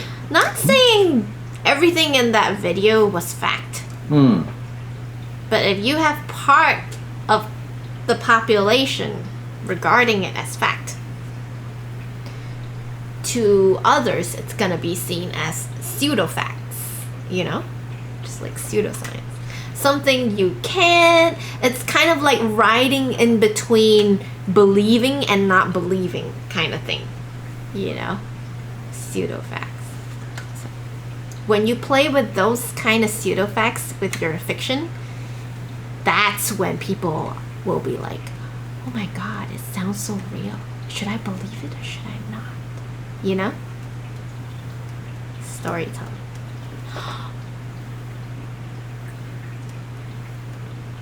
Okay. Casper makes good mattresses. What? Is that an ad? Where? Sleepies? Sleepies for the rest of your life. Ha! Oh, Raven! Well, we do miss talking to you. We do miss talking to you. We'll still be here. No know? problem. But we're doing some Phasmo too. Me and Zion have been playing Phasmo secretly, relearning our skills, which are terrible at the He's moment. so rusty. And we're so rusty. Oh my god. And Raven, when Valheim has a significant update. They're starting to get some good updates too now. Maybe we can mess around a little bit. Yeah, we will start playing Valheim again. Oh, Valheim. Yes, no, of course. Yeah, I know, of course. You gotta handle your stuff first. Yeah, and being a mother, summers are busy. Yes. Because, you know, kids. Yes, yes. Yes. Tough time. I do. I do kinda. I mean, I still have long hair, as you can see. But it's just like, hello, sir. It's just a big. It's like a rooster's, what you call it? Flop. A big flop. It's very long, actually. Yeah. See? It's very long. It's a weird kind of hair. It's a bit weird, I say. So what I do is I do this, I squeeze it and I twist it a few times. Like that, and then I hold it under my hat. Like this. Funny, I say, very funny. Yeah. That's awesome. Aw, you're such a sweet potato. Potato. It's just a sweet potato, yeah? Oh, you're a sweet potato, but no, he's only a little potato. A shred potatoes. One of those pearl potatoes, you know, small ones. I see. So you want to watch another quick video? Sure. Or I thought we were doing Vulcan, that's why. I was supposed to be waiting a little bit. Like, I was doing a little later. Okay. Yeah. Let's see. Lord. I have something. Well, why not this one? Yeah, well, something is good.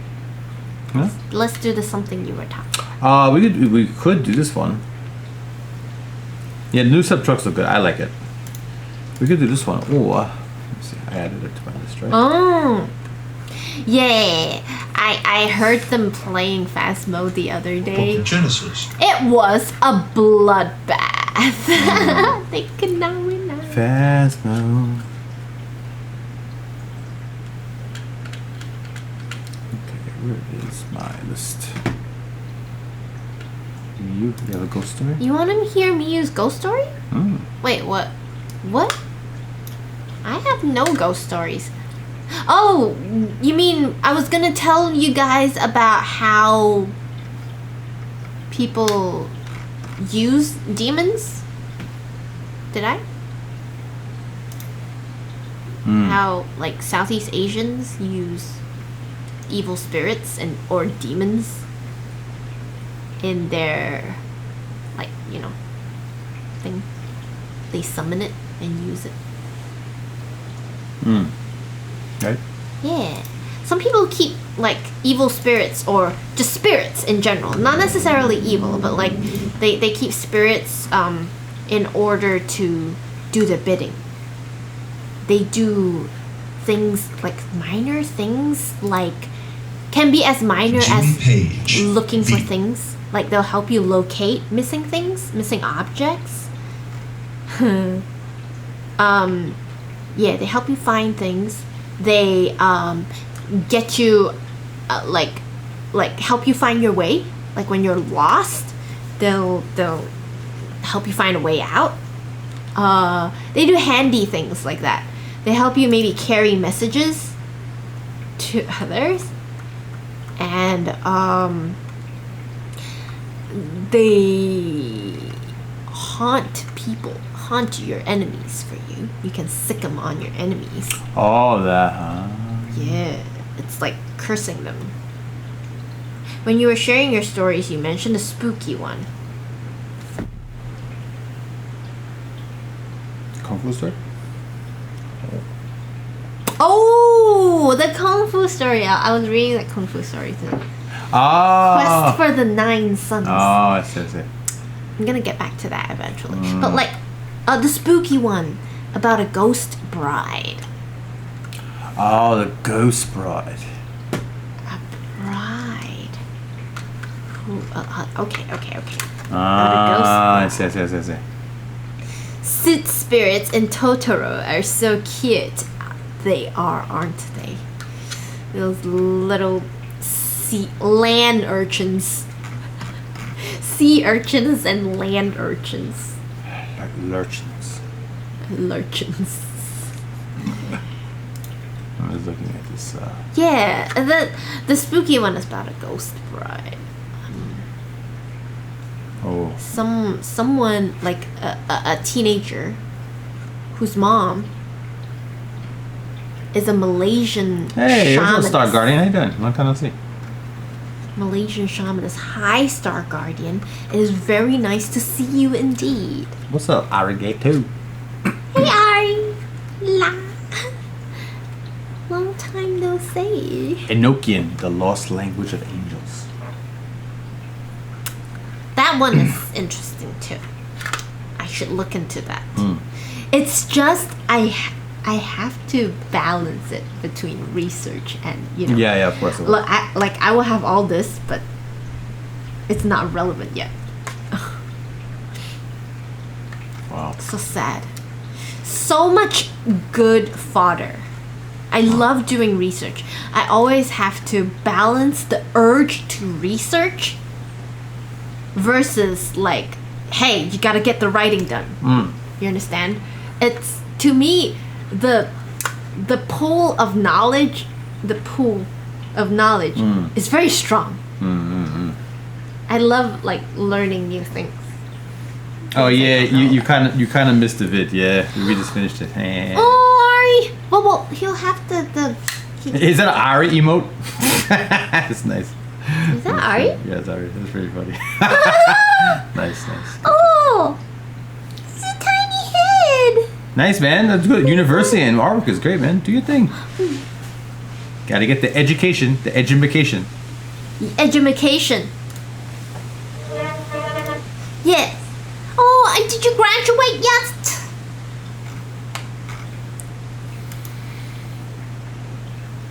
Inner Earth Don't conspiracies. ever. Wow. Don't ever apologize for life.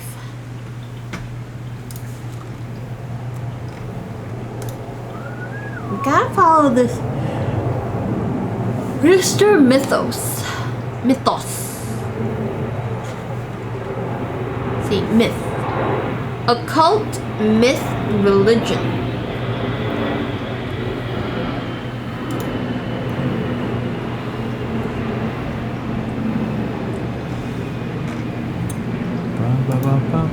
Interesting. Quite interesting. Do you want anything to drink?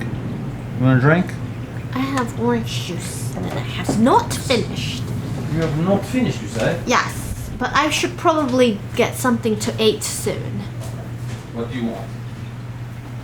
I should eat. What would you like? I do not know. I shall find out.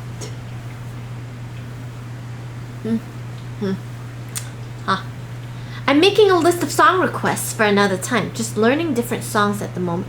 What kind of list? Like, what kind of song requests? Oh, song requests for your channel. Nice. You mean like for singing, or are you playing something like an instrument? Nice, Ari. No, not yet. You got another year. I'm currently studying games. Ah, that sounds so fun, Star Guardian. Ah, nice. How is everyone doing? Dahlia's is asking, how's everyone doing? I, for one, am doing good. I am, honestly, I have been a little frustrated with my progress. I keep wishing I worked faster and I wrote more. I don't know if I'm pushing myself too hard, but I just want to be done already with this book. So, like, I'm mentally kind of pushing myself a lot, giving myself a lot of pressure, but you know, don't really know how to balance that, because like I can also be very lazy, can also be very lazy, so it's hard. And then I would do research, right? Technically research, that will be helpful in the long run, but it's not like immediately relevant. Yeah, but like the thing is, like people like you know, some of my friends like Maya is telling me like, yo, you're thinking too much, it's really good, you just need to keep writing, don't stop thinking too much for now, just steamroll, just go, and then like edit later, think about it later. So that's what she tells me, and I feel like that's what I should do, but like I don't know if I'm pushing too much. And the thing is, writing is so easy to mess up. There is infinitely more low quality writing out there than good quality writing. That's why you have a degree for it. That's why I had to get a master's for it. It's a difficult form of art to write. It's so easy to write badly. It's easier to write badly than write goodly. But like, if I consciously don't even try to write good, is it even any good? It's like I can't live with that. I cannot. Goodly. Goodly. My woman is also a writer. She is never satisfied. Right, Dahlias. For writers, we are really, quite literally our own harshest critics. And the thing is, there's nothing wrong with being a harsh critic of yourself. You do produce better quality material, but there is a balance to be struck. There is a very delicate balance to be struck between striving for excellence or striving for quality versus being so critical of yourself that you can't make decent progress. You know, you're holding yourself back. Do you agree? Or am I just too high? At some point, you have to release the Kraken and just enjoy the I want to one day make a manga, so I had to learn some. You're writing. I'm glad you guys agree, Star Guardian. Guys, look at our baby coconut is here. Guys, you get to eat coconut. I smell the tuna. Hi guys. Oh yo, she purring. She smells it. She's really. purring. This is her little treat. It's like a chicken fillets. Oh, baby coconut. God, eat for the camera. The girly girl. Okay. I call her girly girl. Look at this big ass fat tail. Look at I'll let her eat while I make something. yeah, look at this fat tail. Okay, so what's it, baby? Go ahead. And the Hamlet's right behind. I don't know if you can see him. He's eating his little treat as well. I'm feeding everyone. Yes, Lord, that is our little coconut. That is our coconut. Yes, our cocoa girl. Yes, Ari. That's Hamlet. Is Coconutter getting bigger? Yes. She is a big woman now. A big woman. Dun, dun, dun, dun, dun.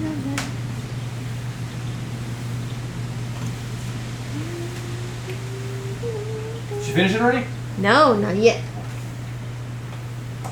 She is big. She is big now. And she is still growing, guys. She is still growing. I am not even capping. No cap. Aw.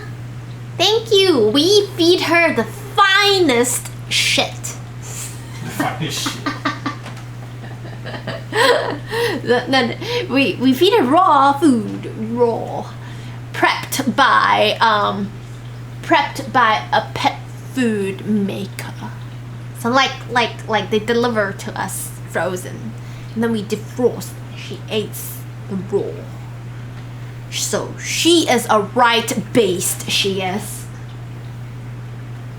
Yeah. Look at this coat of luxurious fur. Coat of luxury.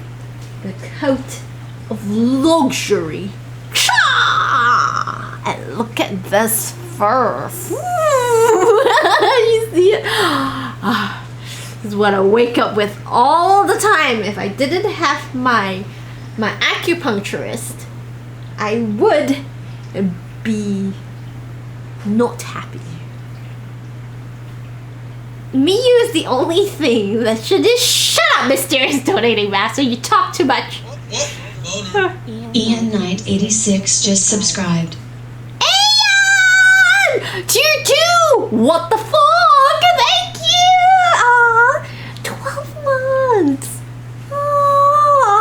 It's our year anniversary, Aeon. What the fuck?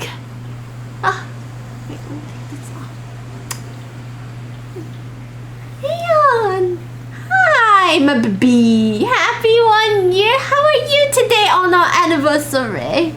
On our monthsversary. Monthsversary. Coconut eating better than me. Yeah, you know what? You are right. But then my food is much more unhealthier.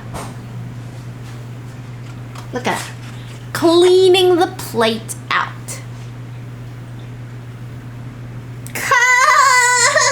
Star Guardian. Dangerous. That girl is so dangerous. Oh. She doesn't want this no more. You guys want this? You guys want this? Ah. Ooh. Oh. Oh. My hair's being weird today. Today was rough meetings all day and water leak in my parents'. I hate water leaks. Ugh. Living in an old house, I know the fucking pain. I hate water leaks. The fuck. And then the flooding of the carpet. Oh no, Aeon. I feel the pain in my bones. did not happen in winter. So cold. Yeah. I am sorry to hear that. From the bottom of my heart. That's a shitty day. Rough, rough, rough. I feel you, bro. I feel you. Huh. Sad. Not easy living in a big house. If it was winter, at least we could ice skate. You would not want that. That's lemonade. Make lemonade out of lemons. That's nice.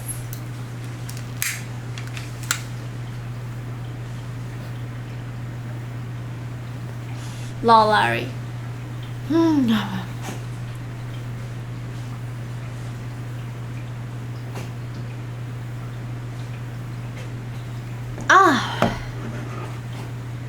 Yo. You are most prettiest without makeup. I love it so much more. You talk as though you see me with makeup. But thank you.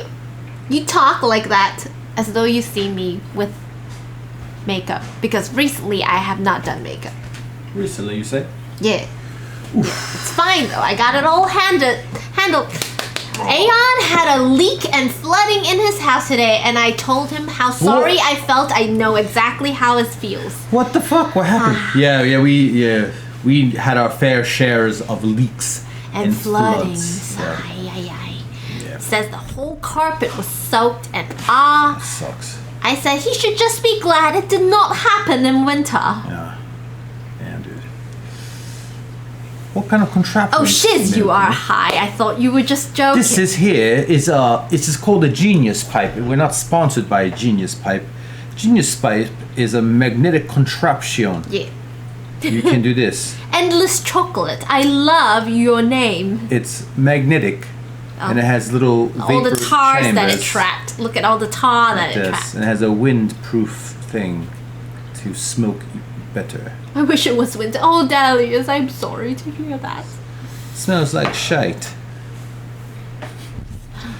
You know, to a woman turning 38 this year, thank you so much. It makes a woman so happy. We are so often victims of our own insecurities. You guys do nothing but be encouraging towards women, and I so appreciate that.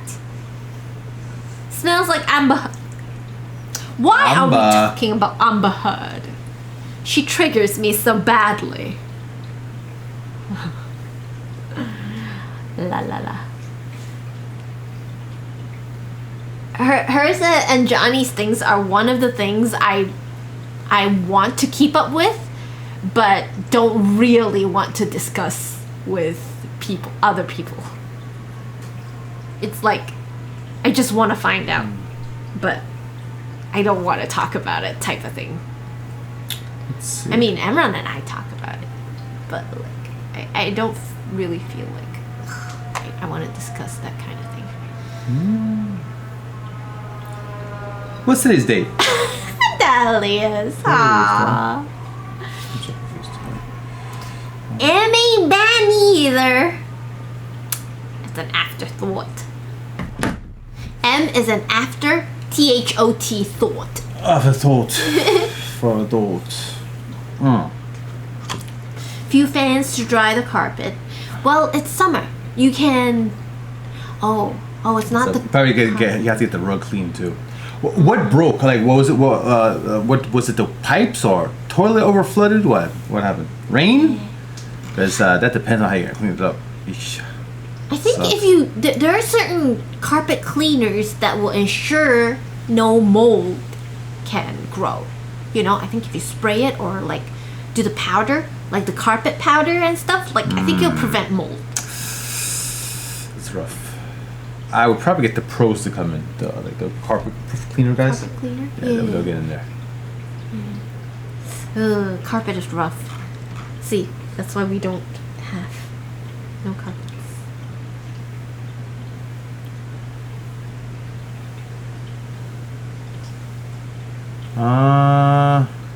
Yeah, like Moondog, I really like. This is like domestic violence is something I care about a lot, which is why it's so like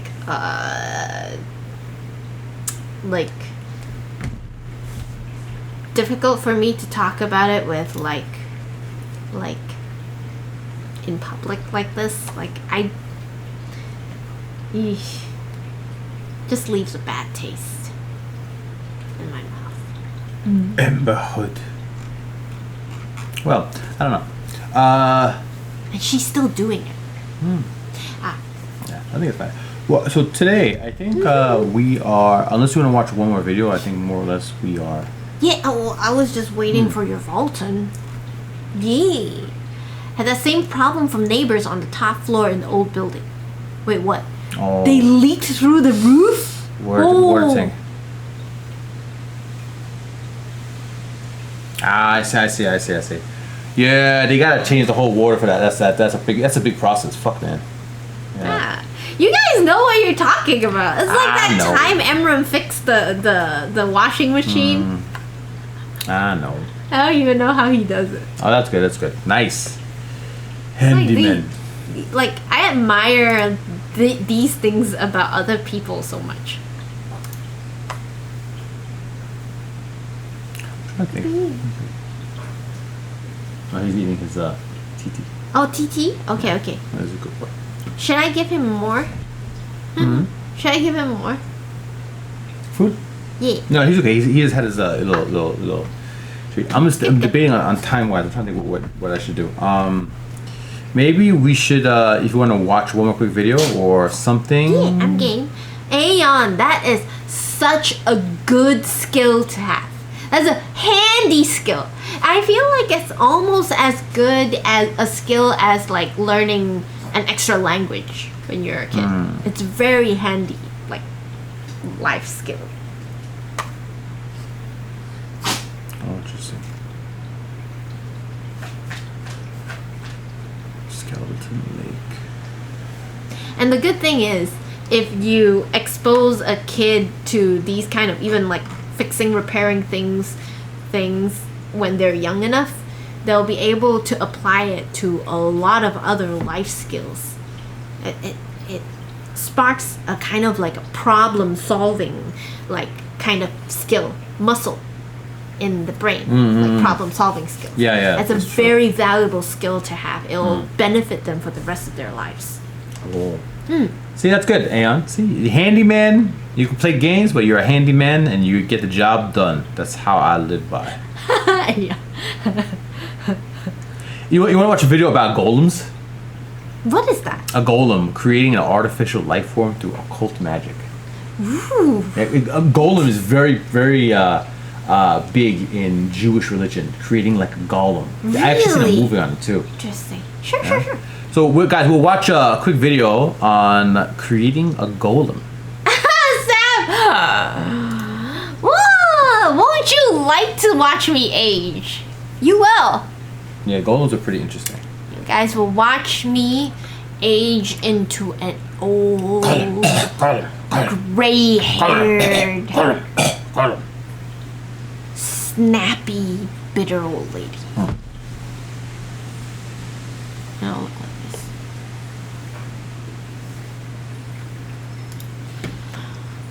Boom! I don't know much about golems, so I'm happy to learn. Oh, you like my shirt. This is one of my favorite sweaters. Troublemaker. Yeah, well, When we think of the earth and dirt beneath our feet, we know that it's the bedding ground of life. Within wet earth, a seed that may have been long dormant sprouts into a living organism, striving to not only survive, but to thrive. Look at special effects. In fact, the name of the very first human in Abrahamic tradition, Adam, actually derives Lol, from the Hebrew Stargate. word Adama, which You don't simply believe it? translates to earth. well, I'm willing to Within be proven Abrahamic wrong. religions, including Islam, Christianity, and Judaism, there is a certain commonality which they all share. Each of them asserts that the very first human, Adam, was created from soil, dust, or clay. The Quran, chapter 23, verse 12, states that, quote, "Certainly did we create man from an extract of clay," end quote. And according to the book of Genesis, chapter 2, verse 7, quote, "God Yahweh formed man from the dust of the ground and breathed into his nostrils the breath of life, Is this and the guy man like became a living being." like End a quote. free thinker? I don't know. I think It is in just that like verse that we stuff find like a we like. strange hint at the possibility that Adam experienced some intermediary stage in between mere dust and actual life, a sort of limbo where he was formed, but not entirely human. In fact, this belief is made more explicitly in the Jewish primary text, known as the Talmud, which tells that Adam was a body without a soul, a being known as They a said it before. golem for the first 12 hours after his creation, before God injected him with life. Life. Hey, fellow seekers, welcome. I'm Mr. Mythos.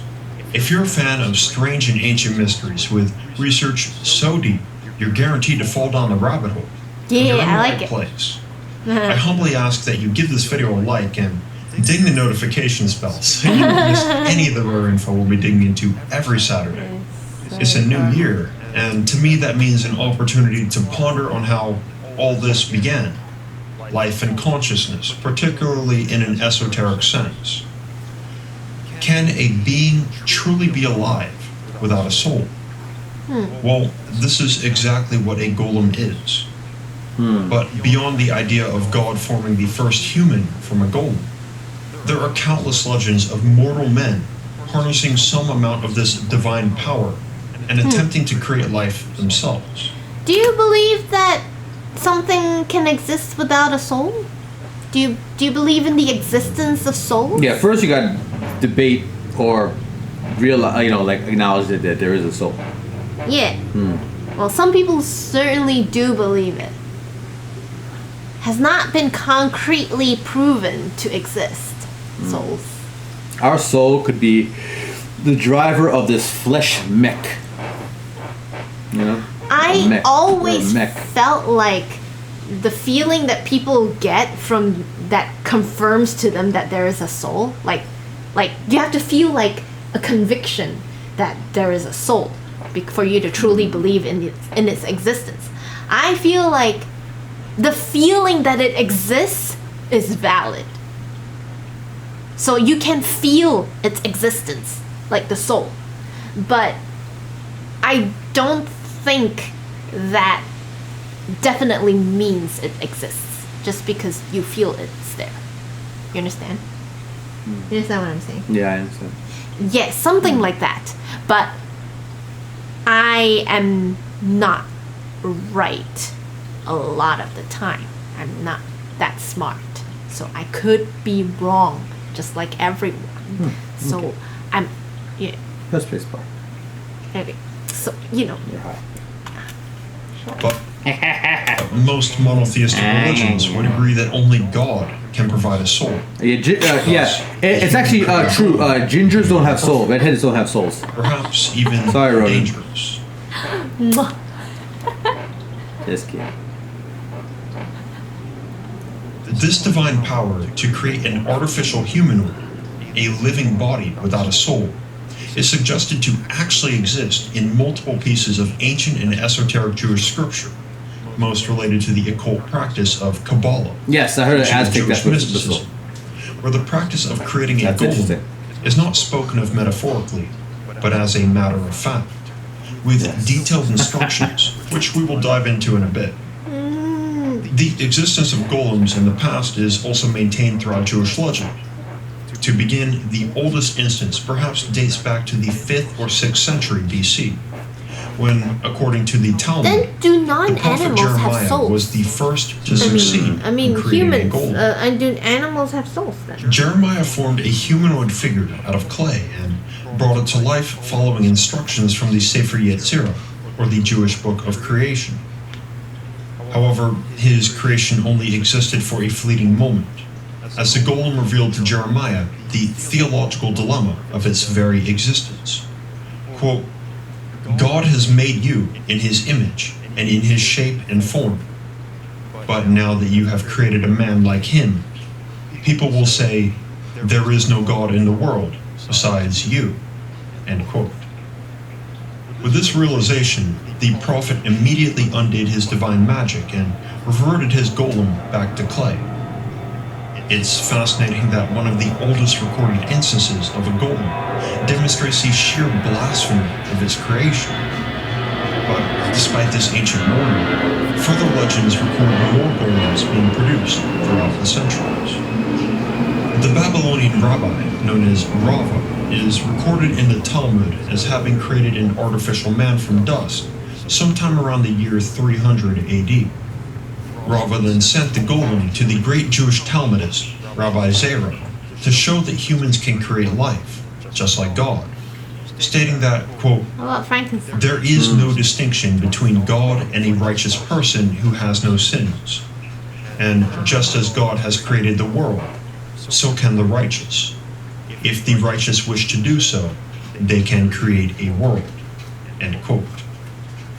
However, Rabbi Zera attempted to speak to the golem, and seeing that it could not reply, he returned the golem to dust, ending its life immediately. Moving forward some 700 years, the 11th century Jewish philosopher Solomon ibn Gabirol is believed to have created a female golem. Ibn Gabirol had lived a difficult and loveless life. Thus, it's thought that his motivation was a romantic relationship, though he claimed she was merely a maidservant. The Whether first, any romance actually happened what? between the philosopher and his soulless creation, the royal court was outraged when they were informed of what he had done, and to save himself from a brutal punishment, Ibn Gabirol reverted his golem back to clay. Now, we must ask, apart from lacking a soul, what makes a golem any different from a regular human? Well, physically, the description of a golem tends to vary depending on the story being told.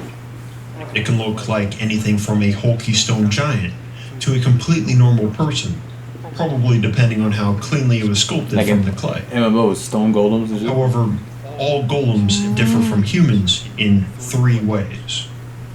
First, they have incredible strength. Second, they cannot speak. And third, all golems do exactly as they are told by their creator, continuously, until they are ordered to stop. These 3 traits are the telltale signs of a golem. Though it is a powerful creature, it completely lacks free will. The only exception here is the prophet Jeremiah's golem, who was likely possessed by God, hence why it could speak and think for itself. The director of the Montreal Torah Center, Rabbi Moshe Nu, states that, quote, the body of the golem is infused with a soul, becoming a type of angel enclosed in a man-made body. Angels are considered to be like creatures or animals in daily Jewish prayer. They have no free choice and are not capable of making moral decisions.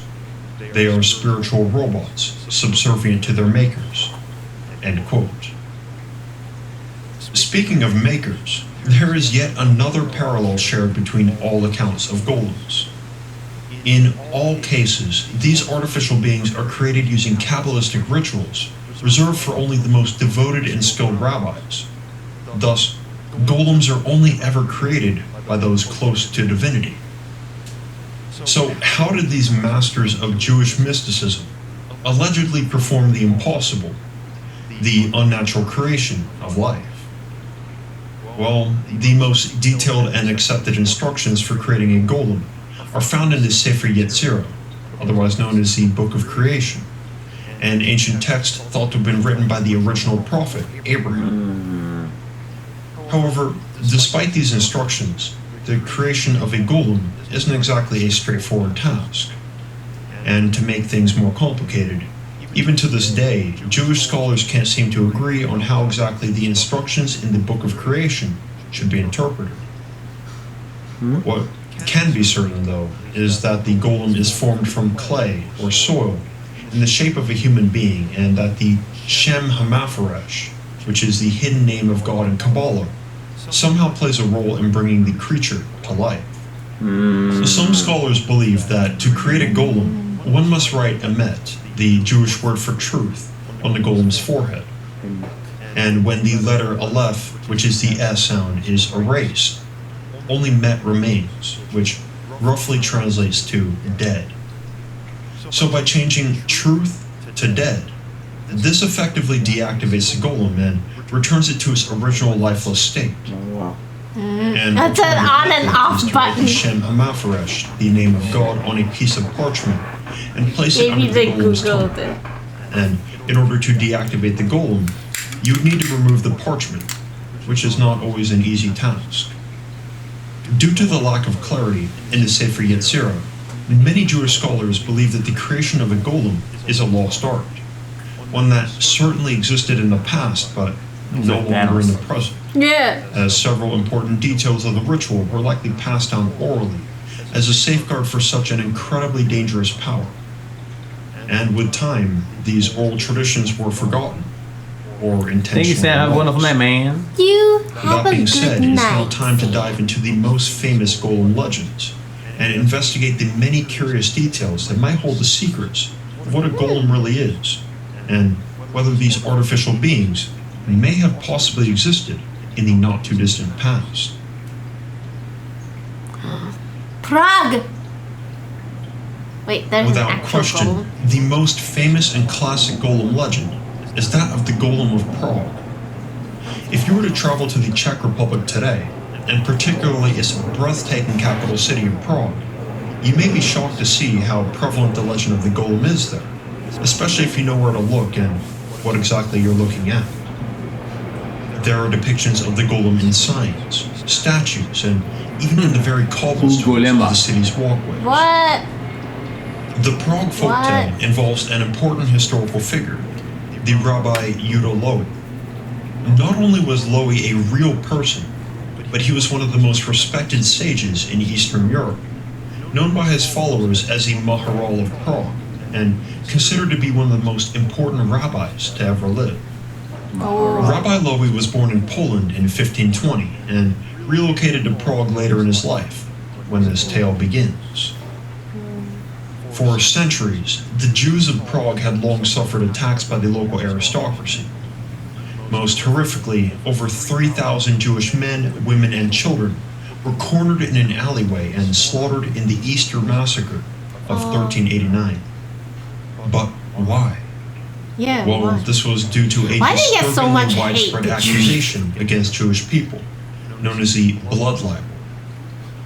Blood libel is an anti-Semitic accusation with an unfortunate 1,000-year history of use, that Jews kidnap and murder Christian infants in order to use their blood in Talmudic rituals. As the Holy Roman Empire began to push this accusation in Prague, Jews in the ghettos began to suffer violent parades known as pogroms, led by the Bohemian aristocracy alongside Empire soldiers. Jewish homes and shops were burned to the ground, and countless other people were grouped up and executed in cold blood. In 1572, as a high authority of his people, Rabbi Yudah Lowy met with the Holy Roman Emperor Rudolph II to negotiate the immediate protection of the Jewish ghettos. This meeting supposedly went well, but ultimately Lowy did not have faith in its outcome. So that night he enacted a Kabbalistic prayer known as She'eloth Shalom, Oh, which would allow him to ask God for an answer in his dreams. shalom is following goodwill, morning, right? He Or discovered a something like parchment that. tucked under his pillow, Bless you. and on it was a written Shalom. commandment directly from God. Quote, "You create matter stuck together with mud, and cut off the wicked. Ruin the destroyers of Israel." End quote. Yeah. Oh, wow. It's pretty. Understanding his mission, the following Pretty night, in-depth Lowy brought stuff. his son-in-law and best student to the bank of the Vltava River and formed a mound of clay in the shape of a man. By using Essentially instructions telling from us the lore Sefer Yetzirah, of the Czech as well as the Republic. Shem Hamafaresh, the hidden name of God which he obtained during his dream quest, they commenced the ritual to bring the golem Real to quick, life. in the movie Warlock, which is a very good movie, you guys should see the movie Oh. called Warlock.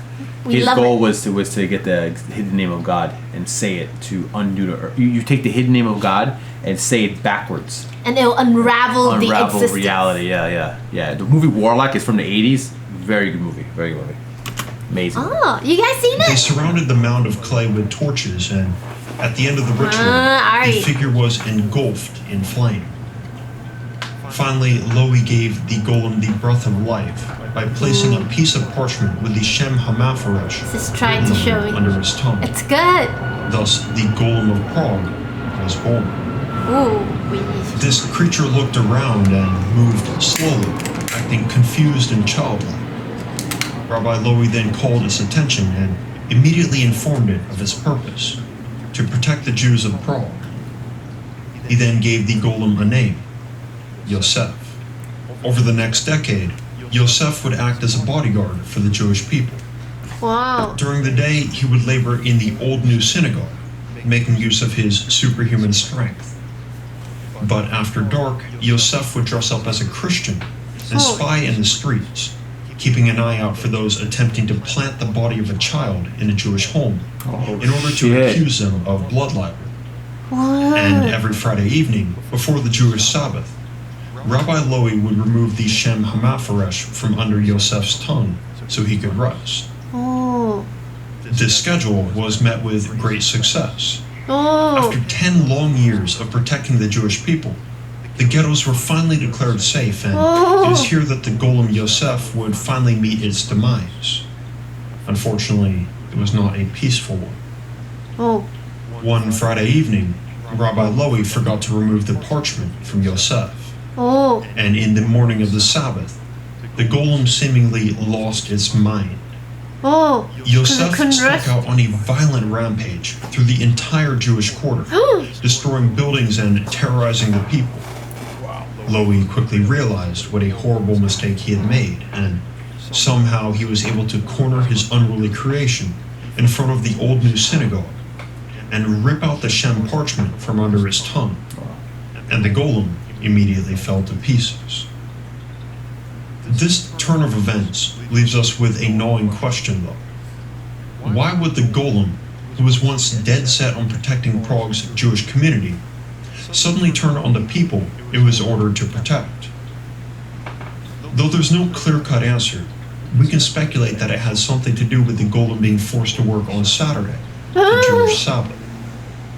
Failure to observe the Sabbath is considered a sin, Yeah. and Crazy. this may have Yeah. caused some sort of paradoxical malfunction in the golem, who is bound to the orders of its creator, while also being directly connected to God.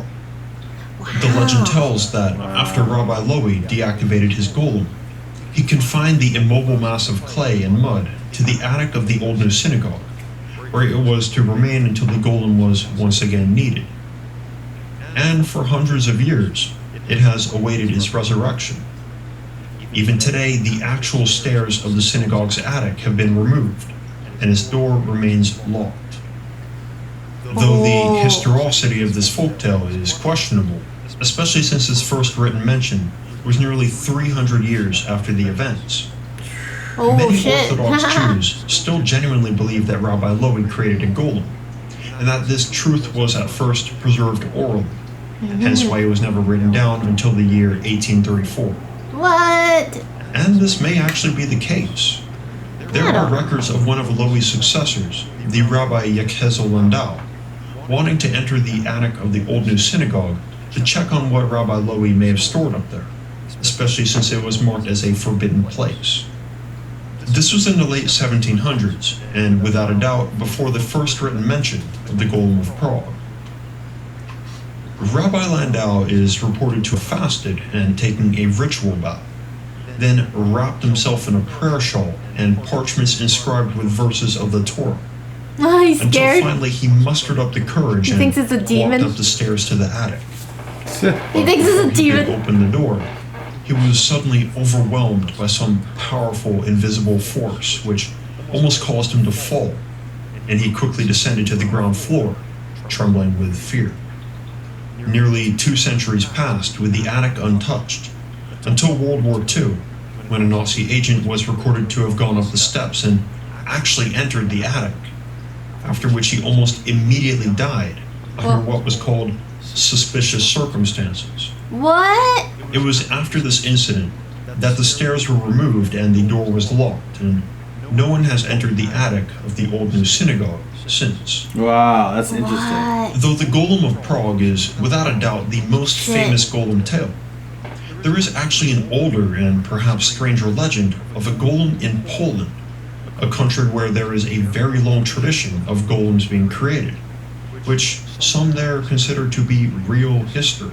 Would you want to check the attic? Would you? I don't know. If nobody checked the attic to this day, I'd check that shit. One You of would? the earliest I'd find and a golem. most descriptive written accounts of Polish golems Die of comes from a mysterious non-Jewish writer causes. named Christoph Arnold in 1674. He wrote, quote, When I worked in Prague, I "After heard a saying lot of certain stories about prayers and golems. holding certain Oh, feast days, they make the figure of a man from clay, interesting. and when they have said the Shem HaMafaresh, the explicit and unmentionable name of God, over it, the image comes to life. And although the image itself cannot speak, it understands what is being said to it and commanded of it. Right? Among That's the good. A Polish robot or Jews, drone it does inside? all kinds of That's housework. Yeah, Not allowed to leave the house. you guys are so like. The figure of this kind God grows damn it. each day. Well, you used to work in Though Prague? That's small at interesting. first, it ends Wow. by becoming larger than those in the house. Spooky, man. In order to take away his Trying to strength, use which technology ultimately to get becomes a around threat myths to those in the and house, lores. they quickly erase the first letter from the word emet on his forehead. End quote. Arnold provides a very strange detail in golem folklore, as we can see from this early account that the golem doesn't just exist as it is, as a soulless being, but has a fatal flaw of ever-growing size and strength. And this is a key element in the story of the Rabbi Elijah of Helm, who is recorded by multiple sources to have created a golem, long before the Rabbi Lowy in Prague. Like Lowy, Rabbi Elijah was a real person, born in 1550, and he was the chief rabbi of Helm, a town in eastern Poland. Elijah was a known Talmudic scholar and Kabbalist, as well as the very first person to receive the title of Baal Shem, which is a person said to possess secret knowledge of the hidden names of God. This story is told most vividly, again by Christoph Arnold, who writes that, quote, Elijah made a golem who became so large that the rabbi could no longer reach his forehead to erase a letter What? alive. He thought up a trick, namely that the golem, being his servant, should remove his shoes, supposing that when the golem bent over, he would erase the letters. And so it happened, but when the golem became mud again, his whole weight fell on the rabbi, who was sitting on the bench, and crushed him. End Oh. quote. Shit. Being crushed may explain why Rabbi Elijah lived a surprisingly short life, dying at the young age of 33. Oh.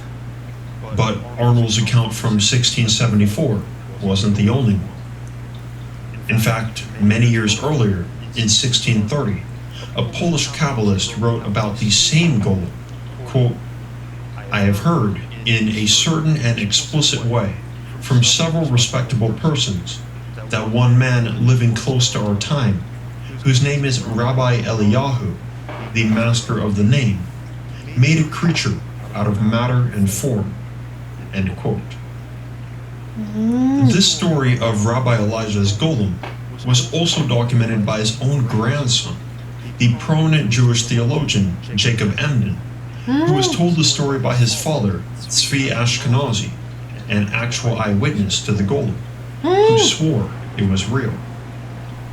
Certainly, this legend goes all the way back to the lifetime of Rabbi Elijah. So we must ask, could this golem have actually existed? The remains of the Golem of Helm were said to have been locked up in the attic of Helm's old synagogue. However, unlike the old new synagogue of Prague, the old synagogue of Helm was burned to the ground by the Nazis in 1940, leaving not a pebble of evidence behind. Damn.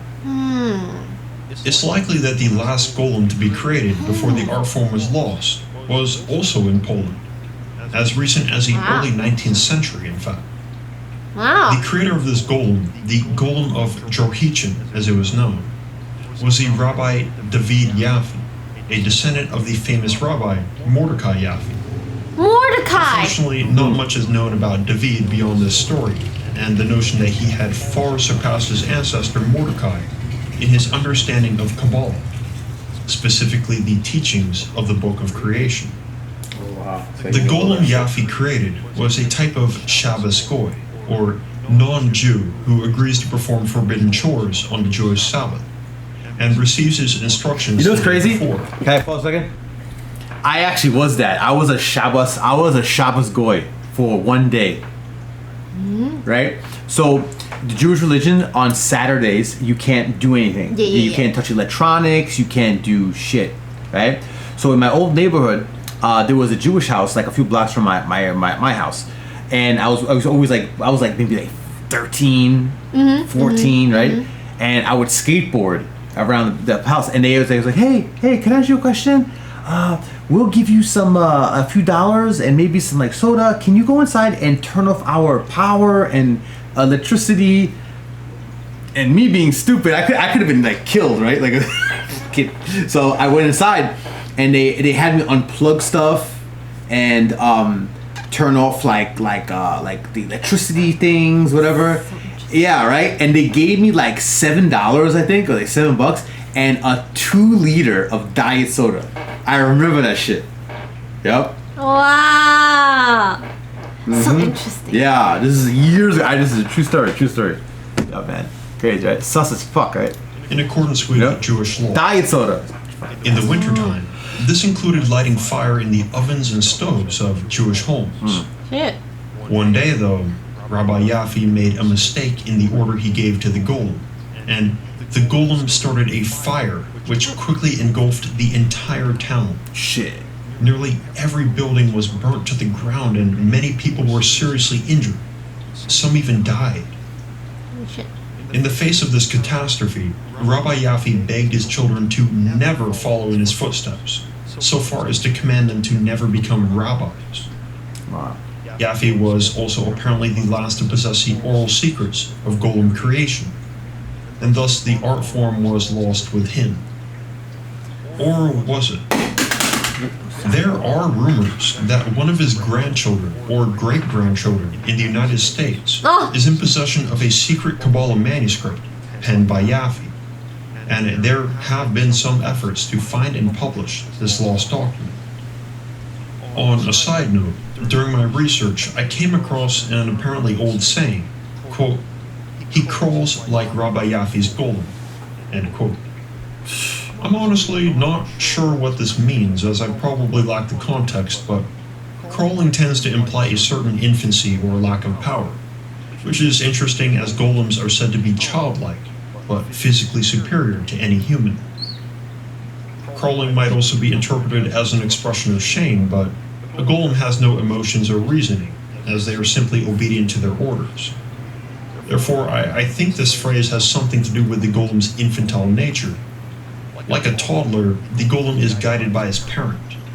Therefore, he crawls like Rabbi Yaffe's golem could refer to a man who does exactly what he is told. However, if you have a different interpretation of this strange phrase, please let me know in the comments. I'm very curious.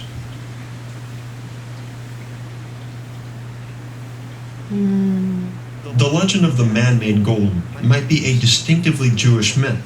Wow. But the larger scope of God, or any number of gods creating life from clay, is a profoundly ancient and surprisingly universal concept between cultures.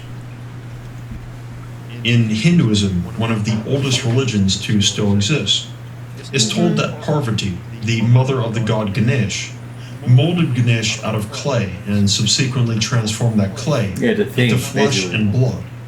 And in ancient Chinese legend, the mother goddess Nuwa shaped figures from the yellow earth, which is clay, and imbued them with life, as well as the ability to bear children. Nuwa. Even Sumerian mythology tells that the god Enki created mankind out of clay and blood to perform servitude to the gods, which is pretty much the exact idea of a golem. And in another version of the tale, the gods Enki and Ninmah take turns creating humans from clay and dictating the fate of each person. There are many other examples of this global motif of life from clay found in the creation stories of the ancient Egyptians, Greek. How each of these incidents of real like his almost real-ish golem encounters, it's funny how all of them were created for good but ended up with something bad. Yeah, that's true. All of them. Like something bad happened at the end. It's like it's cursed. There's actually a movie. Remember we seen that movie a long time ago? I don't know if you remember it. It's called Golem. It's about the Jewish golem. I think so. Yeah. Like all these kinds of things always ends badly. Look at Frankenstein. Look at it has to do something to do with hubris. Mayans, Inca, Koreans, the Maori of New Zealand, and the Yoruba of Western Africa. The Titan Prometheus created man out of clay, as did the Egyptian god of the Nile, Khnum. The ancient Mayan text, the Popol Vuh, clearly states that the first humans were made of clay.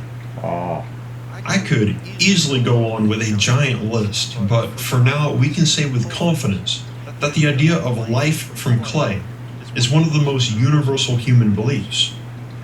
And perhaps for good reason. This concept may actually hold the key to unlocking the mystery of life on Earth. Yeah, this next section is going to stir the pot a bit, as so far this has been somewhat of a mystical discussion, but now we're going to dip our feet into the scientific world, and particularly that of evolutionary theory. But no matter your beliefs, stick with me as I promise you, this is some seriously interesting stuff. Okay. The organic chemist and molecular biologist, Dr. Graham Cairn Smith, is perhaps most famous for his controversial book, 7 Clues to the Origin of Life. 7 Clues was published in 1985, and it expanded on a hypothesis he had been developing since the 60s. See, clay crystals have a very unique ability to self-replicate, and Cairn Smith was the first scientist to suggest that this property of clay may have been the very step that transformed lifeless matter into organic life, some 3.5 billion years ago. This clay hypothesis has been both ridiculed as well as embraced by the scientific community. The core problem is that to prove the hypothesis, one would need to study clay at minute scales over an incredibly long period of time, and a technique to do this does not exist yet. Thus, the clay hypothesis has never been proven, but it still remains in the realm of possibility to this day, with many supporters in the scientific world. So, what exactly is this clay hypothesis? Well, if you take a careful look at clay under a powerful microscope, you'll see that it's made up of tiny crystals. And given the right environmental conditions, these crystals can grow continuously, much like the golem of Helm. More notably, however, is the fact that these crystals can split apart and replicate, with a so-called mother crystal giving birth to daughter crystals. What kind of clay though? Each clay crystal has its own unique characteristics, which can be passed on to daughter crystals, very similar to how humans and other living beings pass genetic traits onto their offspring. But similar to the phenomenon it has no of genetic DNA. mutation, new traits can be introduced to the clay crystals, depending on the environment they're in. Simply put, clay crystals show potential for evolution. Think about it. They can Unique change. traits, That's it. whether introduced from the environment or inherited from the mother crystal, can either help or hinder the formation of new daughter crystals. Specifically, if a trait increases a clay crystal's ability to split apart and thus replicate, that clay crystal has an evolutionary advantage. Dr. Cairn Smith theorized that at later stages, and under very specific and still unknown conditions, biological molecules such as DNA could have begun to form within the crystals, which further increased the replication process. And at some point, a so-called genetic takeover occurred. During this genetic takeover, These biological molecules evolved the ability to replicate independently of the clay crystals and left the clay behind. Thus, life as we know it might have actually come from clay. Just like the legends of the ancients, as well as the golem in Abrahamic traditions. Might this be the bridge between religion and science? Who knows? We could speculate for days on whether the imbuing of ritualistic magic into a mound of clay may have forced a sudden and profound reaction, such as that described in the clay hypothesis. And that would be great fun, but for most cultures and religions, the thought of a mortal being creating unnatural life is controversial beyond measure. The question will likely remain until the end of days. Who are we to play God? It's typical that tales of golems end in some kind of disaster for Such interesting videos. And for this reason, the myth of the golem today is closely tied to the trope of hubris. Yeah, see, I mentioned Hubris is an ancient Greek term that describes a foolish pride or dangerous overconfidence. Hubris may also refer to any actions that violate the natural order. As we know, and as experienced by the prophet Jeremiah in the Talmud, the mere existence of a golem goes against the processes of the natural and spiritual world. A golem is not a human, and nor is it an animal or a beast. It is an empty shell and a slave, perfectly obedient to its creator's command. The golem follows its given orders to their absolute literal meaning, without regard to semantics, logic, or morale, which often leads to disaster for the human who thought himself master of his own creation. Thus, the golem is an ancient reminder that just because we can create something doesn't necessarily mean that we should. Oh no, AI. In one day, we're moving ever closer to the creation of a new type Androids. of golem, which is artificial intelligence. Yep, here we go. And I called it first. A point of no return. That's called the singularity. Unlike God in Genesis, we can't just send down a flood to restart. The responsibility for our future is ours today. And But with that, this is a very real thing, though, artificial intelligence. And Doesn't if mean you're we should looking be for scared more of it. Jewish occult mysteries, specifically that of divination, check out my video on the Urim and Thummim. Thank you to my patrons for making these deep investigations of reality, especially as we enter a brand new year. And if you'd like to support too, there's a link in the It's description. just a very All proceeds go consistent back to these theme videos. throughout I'm Mr. history and Mythos. literature. You guys are awesome. So it's I'll see not you in the next necessarily it one. will come Peace. to again. Nice. Very good. Very good channel. I like this channel. Very cool. I like. Wow. Kinda well. Like documentary. I got it. Very, very informative, and this is kind of like pseudo facts. It's very good fodder for me. I love it. Zion. This guy is called Mr. Mythos. Yeah. Sounds very good. Especially useful to a writer. I should eat, guys. I should eat. What time is it?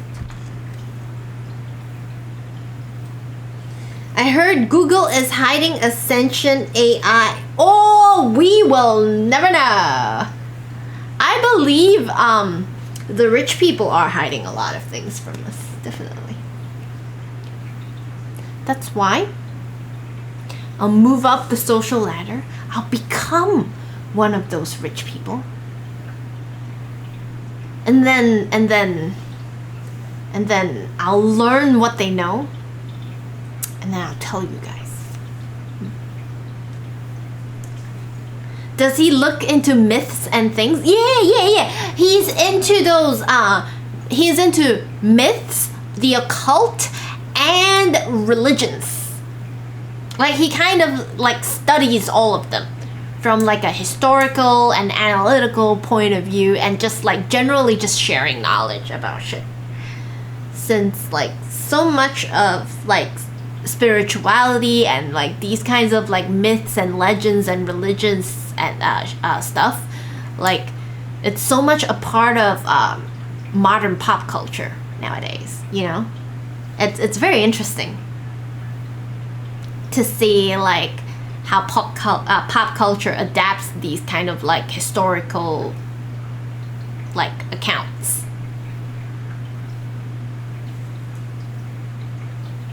Ex Machina, I've never seen that one yet. Okay, one step at a time. What one step at a time?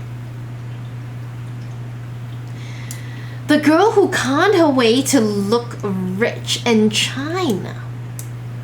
What? What?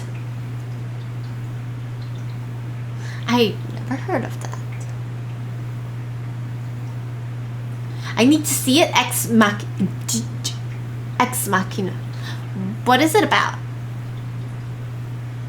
What is it about? It was her experiment.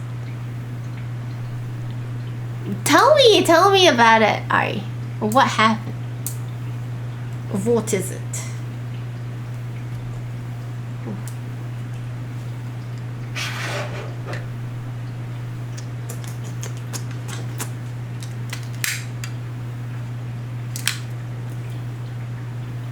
I need to eat. I should eat. Tell me about the experiment. Experiment. Are you gonna play yet? Oh, okay. So guys, I think I should go back to writing. Yeah, so Miu's gonna go back to writing, guys. And we'll resume stream again, possibly this weekend. I actually might stream on Saturday, depending. Ah, cool. Yeah. That's good. Depending. That's might good. do some phasmophobias. Plasmophobia. Can we watch another one of these? Yeah. Definitely. I would very much like Yeah. that. Yeah. Should be fun. It's very interesting. Yes. So guys, Yay! thank you for coming by. So Yeah, we'll be streaming again soon. yes, we will see you maybe on Saturday. Yes. Yeah. Plasmophobia. So now I'm gonna go eat because Yeah. I'm so hungry. Yep. Okay, guys. I'll do a few things too. Guys, have a wonderful night. Thank you for stopping by stream, and we will see you again. And check out Discord for the next time we go live, because usually, I guess, like I said, Tuesdays at 6 and Thursdays at 8 is our normal times, but we'll throw some extra stuff in. Yeah, so I'll see you guys on Discord. Yep. Peace out. Peace out, Zion. Peace out, Peace guys. out. I need to reach Peace over. out, Ari. Peace out, Ronan. Peace out. Pizza.